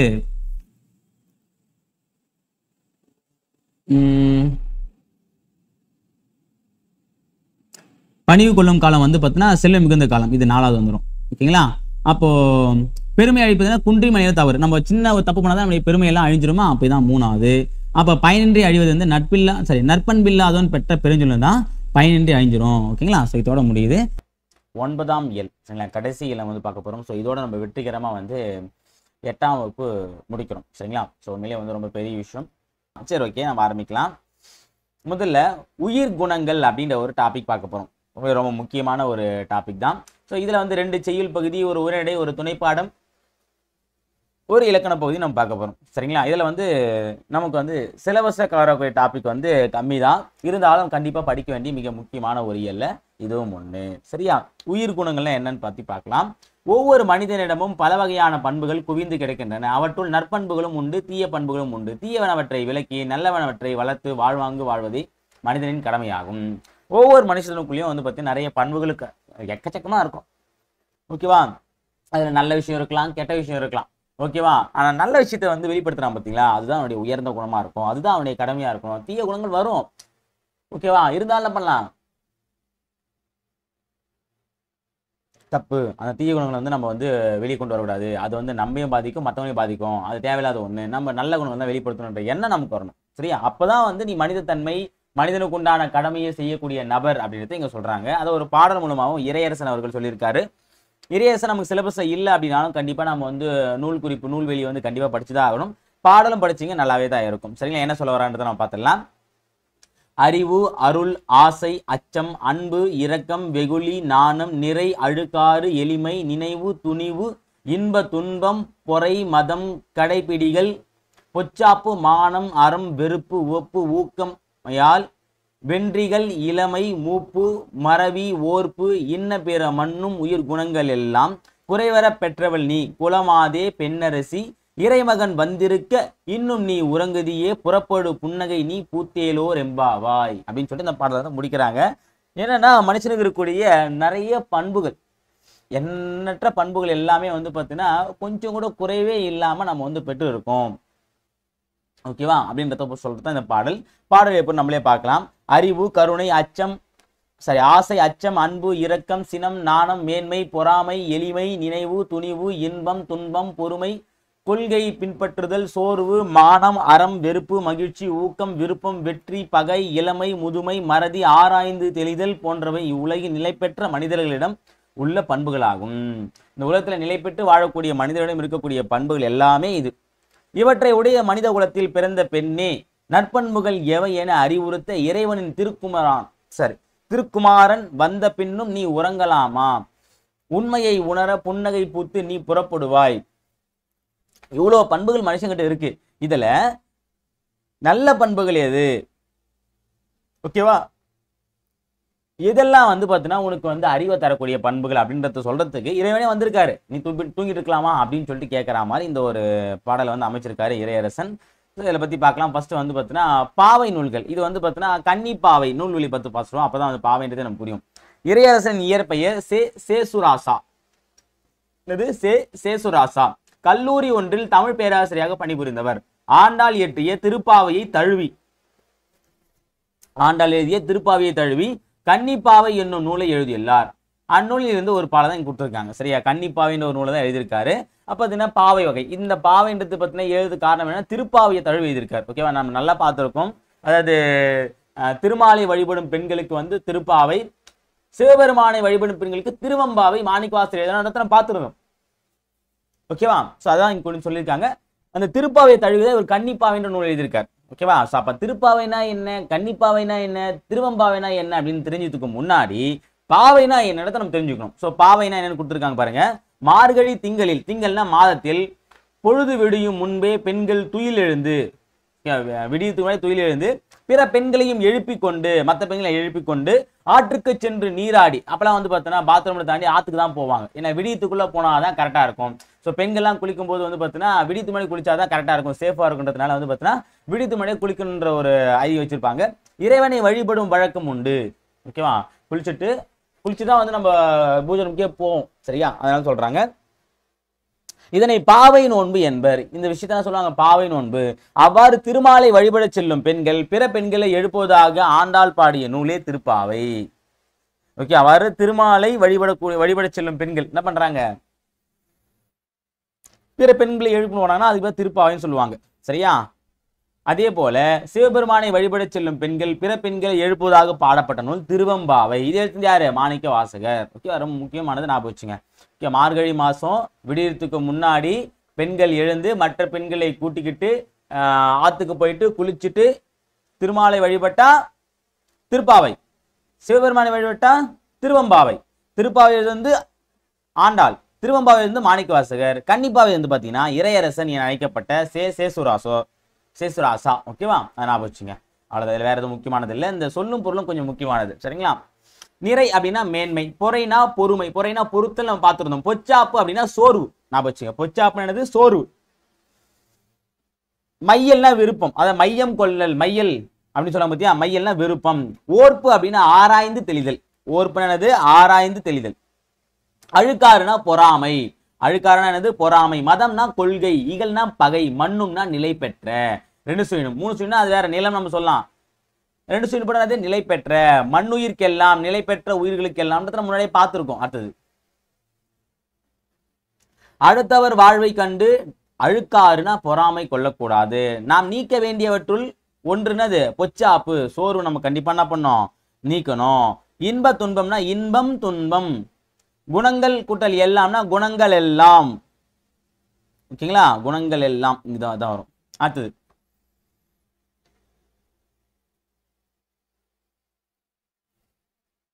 பொறுத்துக்கு பார்த்தீங்க அப்படின்னா நிறைனா என்னது வரும், நிறைனா வந்து ஃபர்ஸ்ட் மேன்மை, பொறைனா பொறுமை, மதம்னா கொள்கை, மையல்னா விருப்பம். நான் போச்சு, சரி டிக்கு போட்டுனா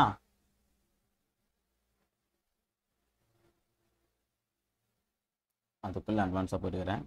ஓகே, நிறைனா வந்து பார்த்தீங்கன்னா நிறைனா மேன்மை, பொறைனா பொறுமை, மையல் மதம்னா கொள்கை, மையல்னா விருப்பம். ஓகேங்களா, சரி ஓகே. அடுத்து நம்ம பார்க்க போகிறது 2வது செய்யுள் பகுதியில் இளைய தோழனுக்கு அப்படின்ற ஒரு டாப்பிக்கில் வந்து மூமேத்தா அவர்கள் சொன்ன ஒரு கவிதையை கொடுத்துருக்காங்க. ரொம்பவே ஒரு முக்கியமான கவிதை.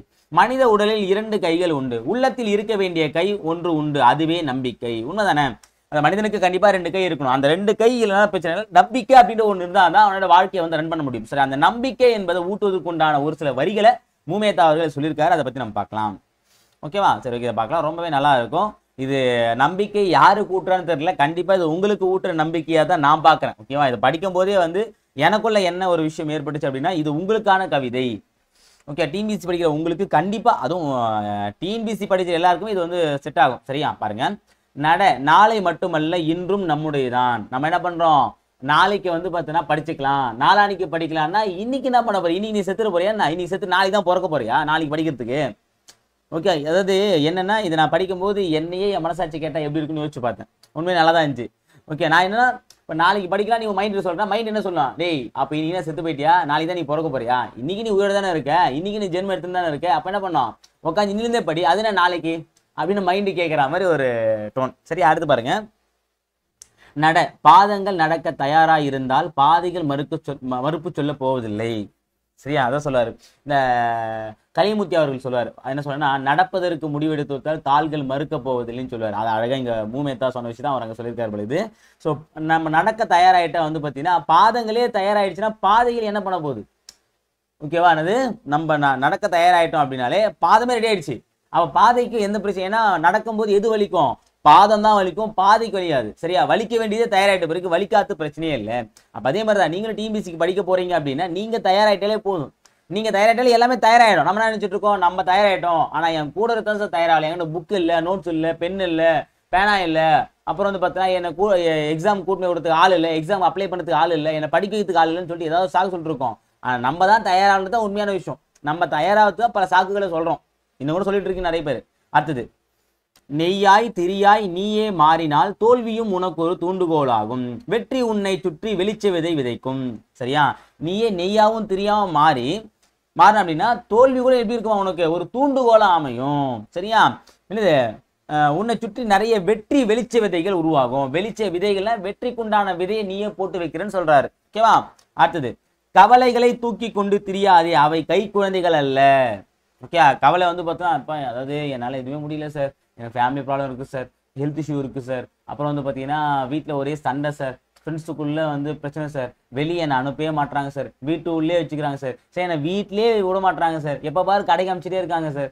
ஓகேவா? என்னை படிக்கவே விட மாட்டுறாங்க சார், தூங்கவே விட மாட்டுறாங்க சார்.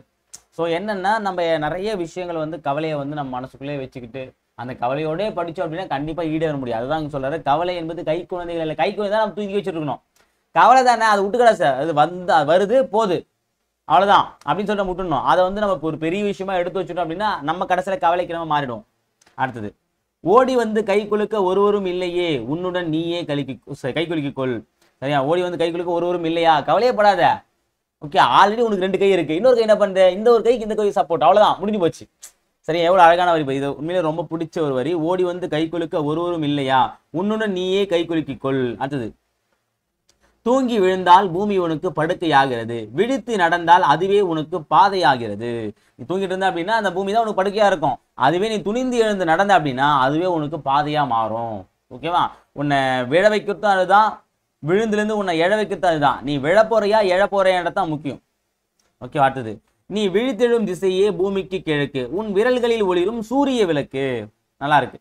நீ விழித்தெழும் திசை தான் இது உனக்கான கிழக்கு திசை, கிழக்கு தான் சூரியன் உதிக்கும். அதே மாதிரி உன் விரல்களில் ஒளிரக்கூடியது சூரிய விளக்கு அப்படின்னு சொல்லி முடிக்கிறார். அடுத்தது, நட நாளை மட்டுமல்ல இன்றும் நம்முடைய இதுதான் அப்படின்னு சொல்லிட்டு இந்த ஒரு மூமேத்தா அவர்கள் இந்த வரி வந்து முடிக்கிறாரு. ஓகேவா? ஸோ பொருள் நானே சொல்லிட்டேன். அடுத்து வந்து நூல்வெளி அப்படின்னு பார்க்கும்போது பார்த்தீங்கன்னா, வானம்பாடி இயக்க கவிஞர்களில் குறிப்பிடத்தக்கவர் மூமேத்தா. அது வானம்பாடி இயக்க கவிஞர்கள் மூத்தவர் யாரு? சரி, குறிப்பிடத்தக்கவர் மூமேத்தா. புதுக்கவிதையை பரவலாக்கி, நல்லா கவனிச்சுங்க, புதுக்கவிதையை பரவலாக்கிய முன்னோடிகளுள் ஒருவராக இவரை போற்றுவர். கண்ணீர் பூக்கள், ஊர்வலம், சோழ நிலா, மகுட நிலா உள்ளிட்ட பல நூல்களையும் பாடல்களையும் எழுதியுள்ளார். கண்ணீர் பூக்கள், ஊர்வலம், சோழ நிலா, மகுட நிலா இதெல்லாமே எழுதிய நூல்கள். கல்லூரி பேராசிரியராக பணியாற்றி ஓய்வு பெற்றவர். என்ன பண்ணிருக்காரு? கல்லூரி பேராசிரியராக பணியாற்றிருக்காரு. இவர் எழுதிய ஆகாயத்திற்கு அடுத்த வீடு என்னும் புதுக்கவிதை நூலுக்கு சாகித்ய அகாடமி விருது கிடைத்துள்ளது. ஓகே, இவர் எழுதிய ஆகாயத்திற்கு அடுத்த வீடு அப்படின்ற ஒரு நூல் எழுதியிருக்காரு. அந்த ஒரு புதுக்கவிதைக்கு என்ன பண்ணிருக்காங்க? சாகித்ய அகாடமி விருது வந்து கொடுத்துருக்காங்க. ஓகேவா?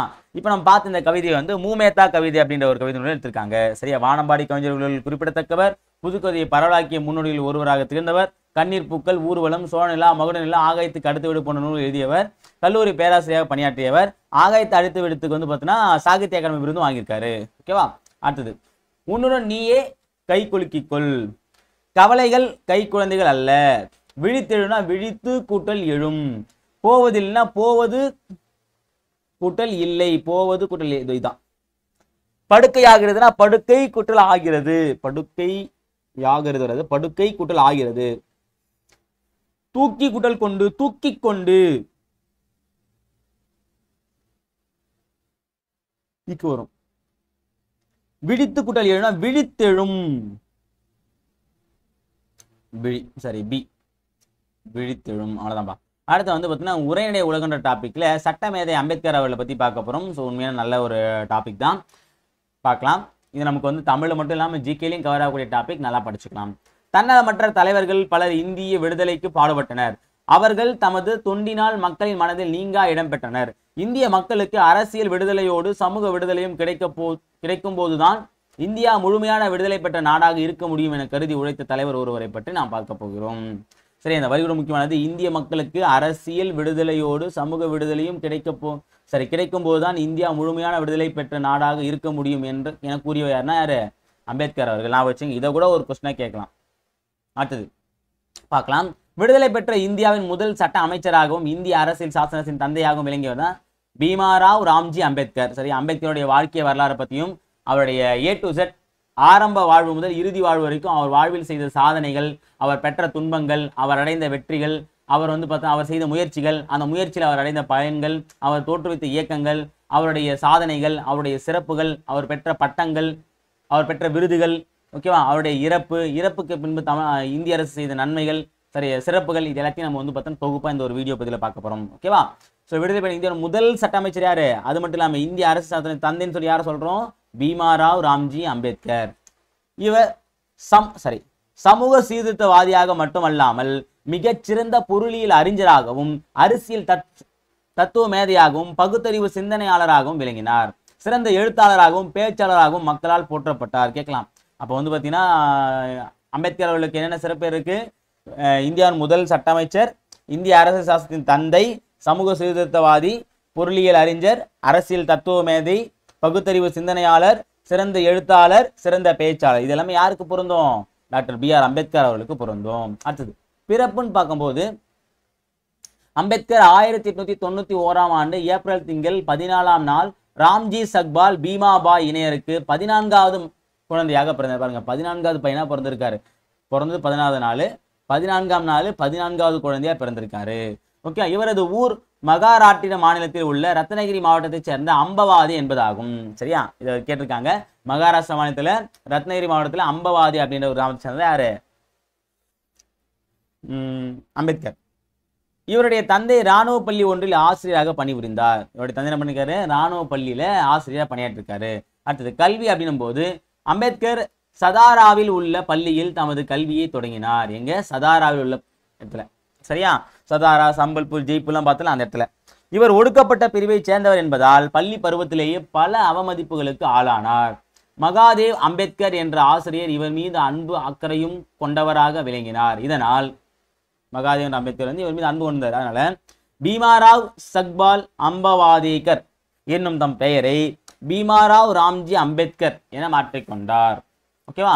1904ஆம் ஆண்டு இவருடைய குடும்பம் மும்பைக்கு குடிபெயர்ந்தது. ஏன்னா இவங்க அப்பா ஒரு ராணுவ பள்ளி ஆசிரியர் அப்படின்னும் போது அப்பப்போ டிரான்ஸ்ஃபர் போடுவாங்கல்ல. ஸோ என்ன பண்றாங்க? மும்பைக்கு வந்துட்டாங்க. அங்கு எல்பின்ஸ்டன் அப்படின்ற ஒரு உயர்நிலை பள்ளியில தான் ஃபர்ஸ்ட் சேர்றாரு. எப்போ? 1904 உயர்நிலை படிப்பு. குடும்பத்தில் மிகவும் வறுமை சூழ்ந்த நிலையில் கல்வியை விடாமல் தொடர்ந்த அவர் 1907ஆம் ஆண்டு தமது பள்ளி படிப்பை முடித்தார். 1904 உயர்கல்விக்கு போயிட்டு 1907 முடிக்கிறாரு. பிறகு பரோடா மன்னரின் உதவியுடன் மும்பை பல்கலைக்கழகத்தில் படித்து 1912ஆம் ஆண்டு இளங்கலை பட்டம் பெற்றார். 1912 இளங்கலை பட்டம் மும்பையில.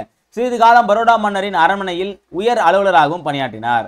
அதுக்கப்புறம் அங்கே ஏற்பட்ட அந்த சாதி வேறுபாடுகளை பார்த்துட்டு அதுக்கப்புறம் அமெரிக்காவின் உயர்கல்வி பயிலுவதற்காக போறார். ரொம்ப முக்கியமானது. பரோடா மன்னர் சாயாஜிராவ் உதவியுடன், யாரு? சாயாஜிரா, ஞாபகம் வச்சுங்க. பரோடா மன்னர் சாயாஜிராவ் உதவியுடன் உயர்கல்வி கற்க அமெரிக்கா சென்றார். ஓகேவா. கொலம்பியா பல்கலைக்கழகத்தில் சேர்ந்து பொருளாதாரம், அரசியல், தத்துவம், சமூகவியல் ஆகிய பாடங்களை கற்றார். பொருளாதாரம், அரசியல், தத்துவம், சமூகவியல். ஓகேவா. 1915 பண்டைய கால இந்திய வணிகம் என்ற ஆய்விற்காக முதுகலை பட்டம் பெற்றார். நான் வச்சு இந்த ஒரு 4 பாக்ஸ் ரொம்ப முக்கியமானது. இது கேணும் வரும். ஓகேங்களா, நான் வச்சுக்கேன். சரிங்களா. இந்தியாவின் சாதிகளின் தோற்றமும் வளர்ச்சியும் என்னும் தலைப்பில் ஆய்வு கட்டுரை ஒன்றை படைத்தளித்தார். அதை சிறு புத்தகமாகவும் வெளியிட்டார். அச்சு வெளிவந்த அம்பேத்கரின் முதல்நூல் இந்தியாவின் சாதிகளின் தோற்றமும் வளர்ச்சியும். இந்தியாவின் தேசிய பங்கு வீதம் என்ற ஆய்வுக்காக கொலம்பியா பல்கலைக்கழகம் இவருக்கு முனைவர் பட்டம் வழங்கியது. முதுகலை பட்டம் பார்த்தீங்கன்னா பண்டைய கால இந்தியாவின் வணிகம். முனைவர் பட்டம் இந்தியாவின் தேசிய பங்கு வீதம். ஞாபகம் வச்சுங்க.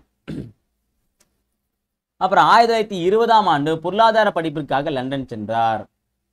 அங்கிருந்து பல நூல்களையும் தமது பெயரை அங்கிருந்த பல நூலகங்களில் தமது பெயரை பதிவு செய்து கொண்டார். நூலகம் திறக்கும் போது முதல் ஆளாக நுழைந்து மூடும் போது கடைசி ஆளாக வெளியேறுவார்.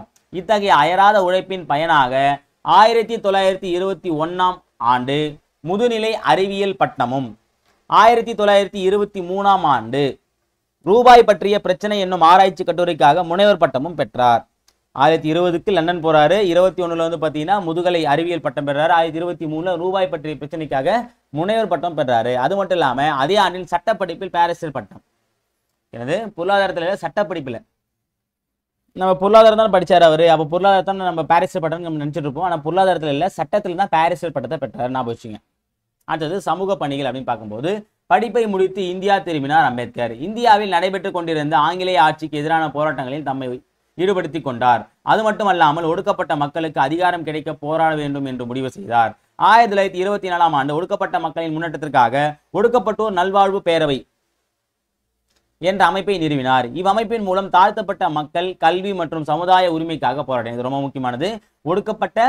ஒடுக்கப்பட்டோர் நல்வாழ்வு பேரவை 1924ல தோற்று வச்சாரு. இது ஒடுக்கப்பட்ட மக்களுக்கு கல்வி மற்றும் சமுதாய உரிமையை பெறுவதற்காக போராடினார். அப்புறம் 1930ஆம் ஆண்டு லண்டனில் நடைபெற்ற வட்டமேசை மாநாட்டில் கலந்து கொள்வதற்காக புறப்படும் முன் அவர் சொன்ன வார்த்தை ரொம்ப முக்கியமானது. இது கொட்டேஷன்ல கேட்கலாம். என் மக்களுக்கு நியாயமாக என்ன கிடைக்க வேண்டுமோ அதற்காக போராடுவேன். அதே சமயத்தில் சுயராஜ்ய கோரிக்கைகளை முழு மனதுடன் ஆதரிப்பேன். சுயராஜ்யம் நம்ம வந்து இந்தியாவுக்கு விடுதலை பண்ணது, அதை நான் கண்டிப்பா ஆதரிக்க போறேன். அதை எதிர்ப்பாளி கிடையாது.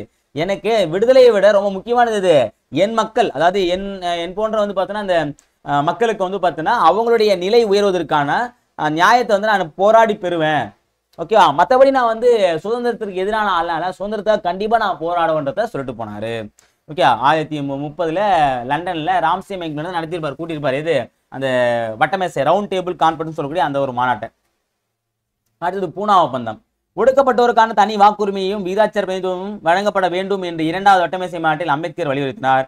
இதன் விளைவாக ஒரு தொகுதியில் பொது வேட்பாளரை தேர்ந்தெடுக்க ஒரு வாக்கும் ஒடுக்கப்பட்ட சமூக வேட்பாளரை தேர்ந்தெடுக்க ஒரு வாக்கும் அளிக்கும் இரட்டை வாக்குரிமையை வழங்கப்பட்டது. ஒரே தொகுதியில் 2 வாக்கு போடலாம். ஓகேவா? ஒடுக்கப்பட்ட மக்களை தேர்ந்தெடுத்துக்கும் பொது பிரிவினை தேர்ந்தெடுத்துக்கும் ஒரு வாக்குன்னு சொல்லிட்டு 2 வாக்கு போட்டிருந்தாங்க.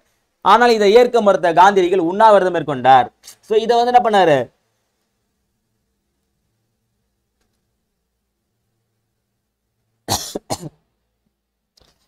அதாவது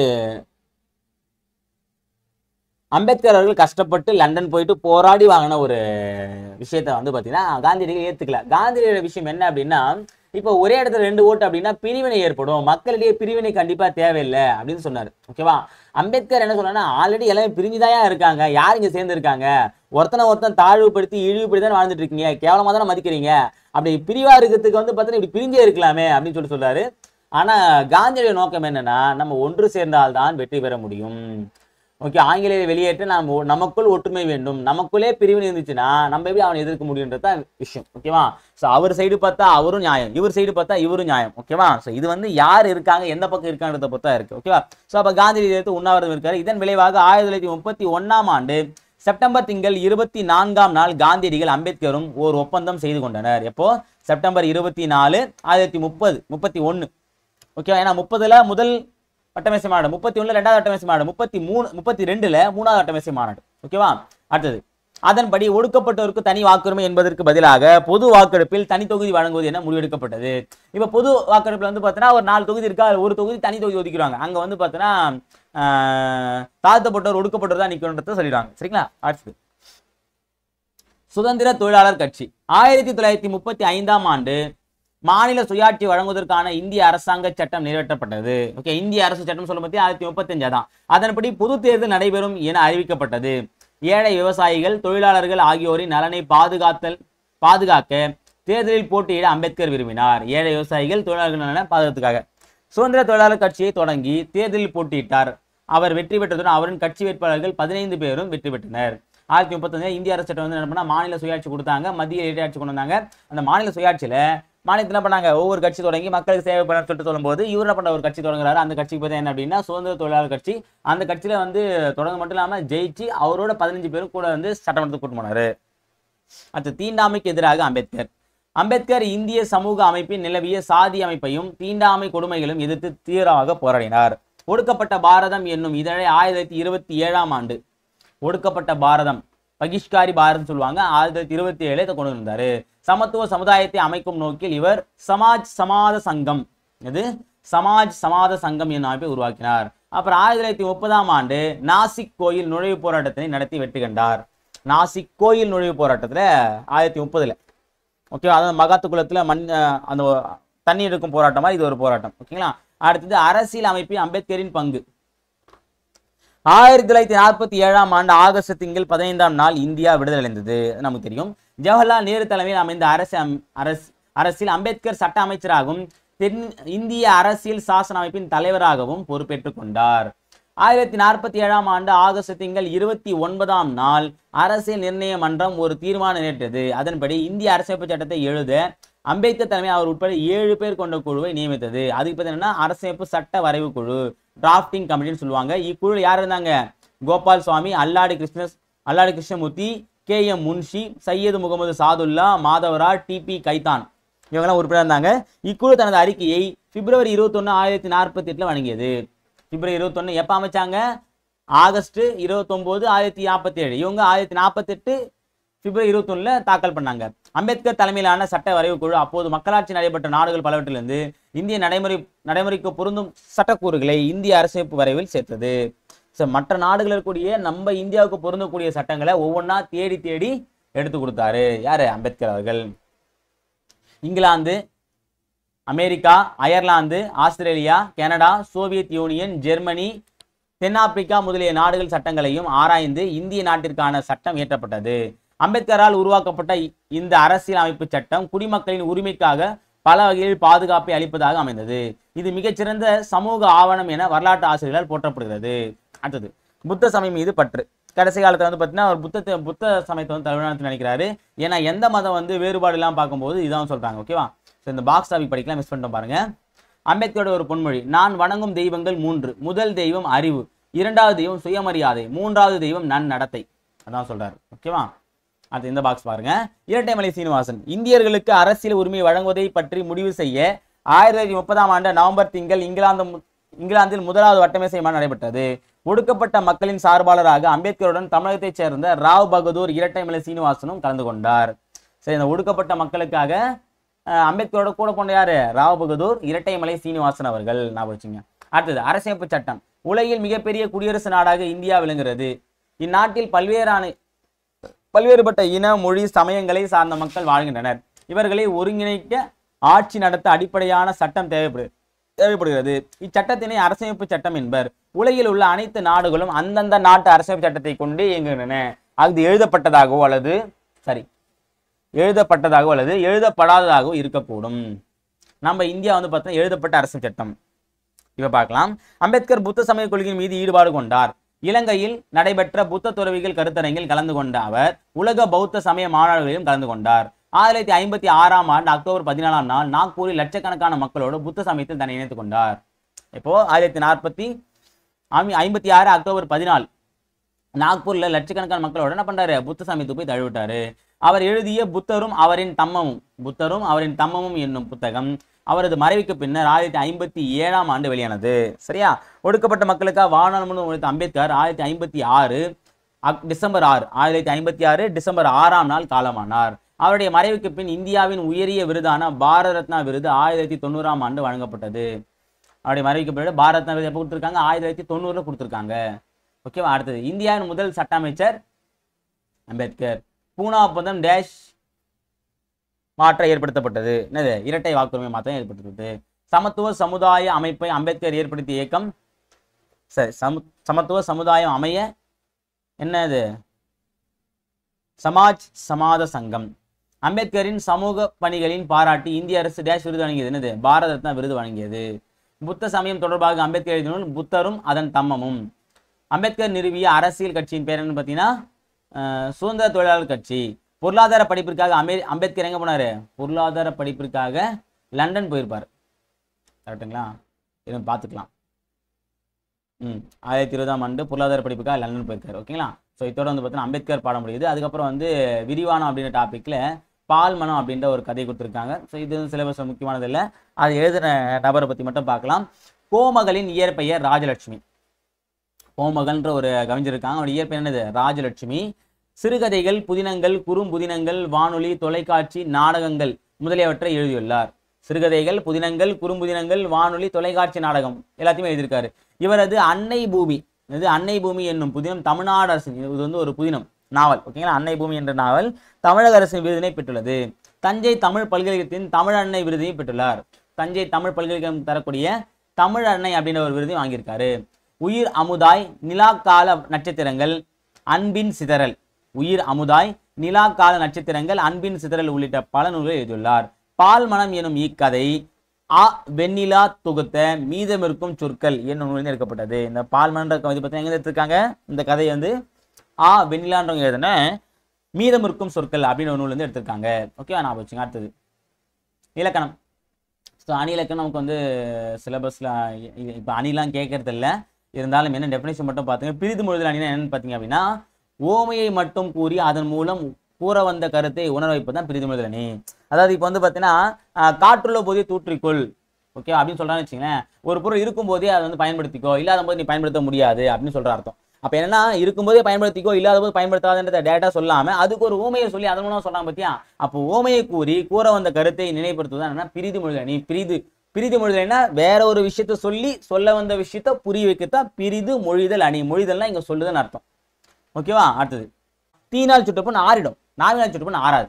ஒன்னு ஆறும் ஒன்னு ஆறாது. வேற்றுமை வேற்றுமைப்படுத்தினாலா, ரெண்டுமே சுடுன்னு சொல்லிட்டு ஒற்றுமைப்படுத்தினாங்க. ஒன்னு ஆறும் ஆறான்னு சொல்லிட்டு வேற்றுமைப்படுத்துறாங்க. அதான் ஒற்றுமைப்படுத்தி அப்புறம் வேற்றுமைப்படுத்துவது வேற்றுமை அணி. அடுத்தது இரட்டர மொழிதல் அணி அப்படின்னா, ஒரு சொல் அல்லது ஒரு தொடர் இரு பொருள் தருமாறு அமைவது. இதை நம்ம ஆல்ரெடி பார்த்துருக்கோம். இரட்டர மொழிதல் அணியில காலமேக பாடம் நம்ம பார்த்துருக்கோம், சரிங்களா. ஒரு சொல்ல அல்லது ஒரு தொடரோ இரு பொருள் பெருமாறு பாடுவதுதான் டபுள் மீனிங் சொல்லலாம். இதுக்கு வந்து ஸ்லேடை அணி அப்படின்ற ஒரு பேரும் இருக்கு. அவ்வளவுதான். ஓகே, இது வந்து ஸ்லேடை அணி என்றும் அழைப்பர். எடுத்துக்காட்டு நான் வச்சுங்க போதும். பிரிது மொழிதல் அணியின் டேஷ் மட்டும் இடம்பெறும், ஓமை மட்டும் இடம்பெறும். இரண்டு பொருள்களுக்கு இடையே உள்ள ஒற்றுமையும் வேற்றுமையும் கூறுவது வேற்றுமை அணி.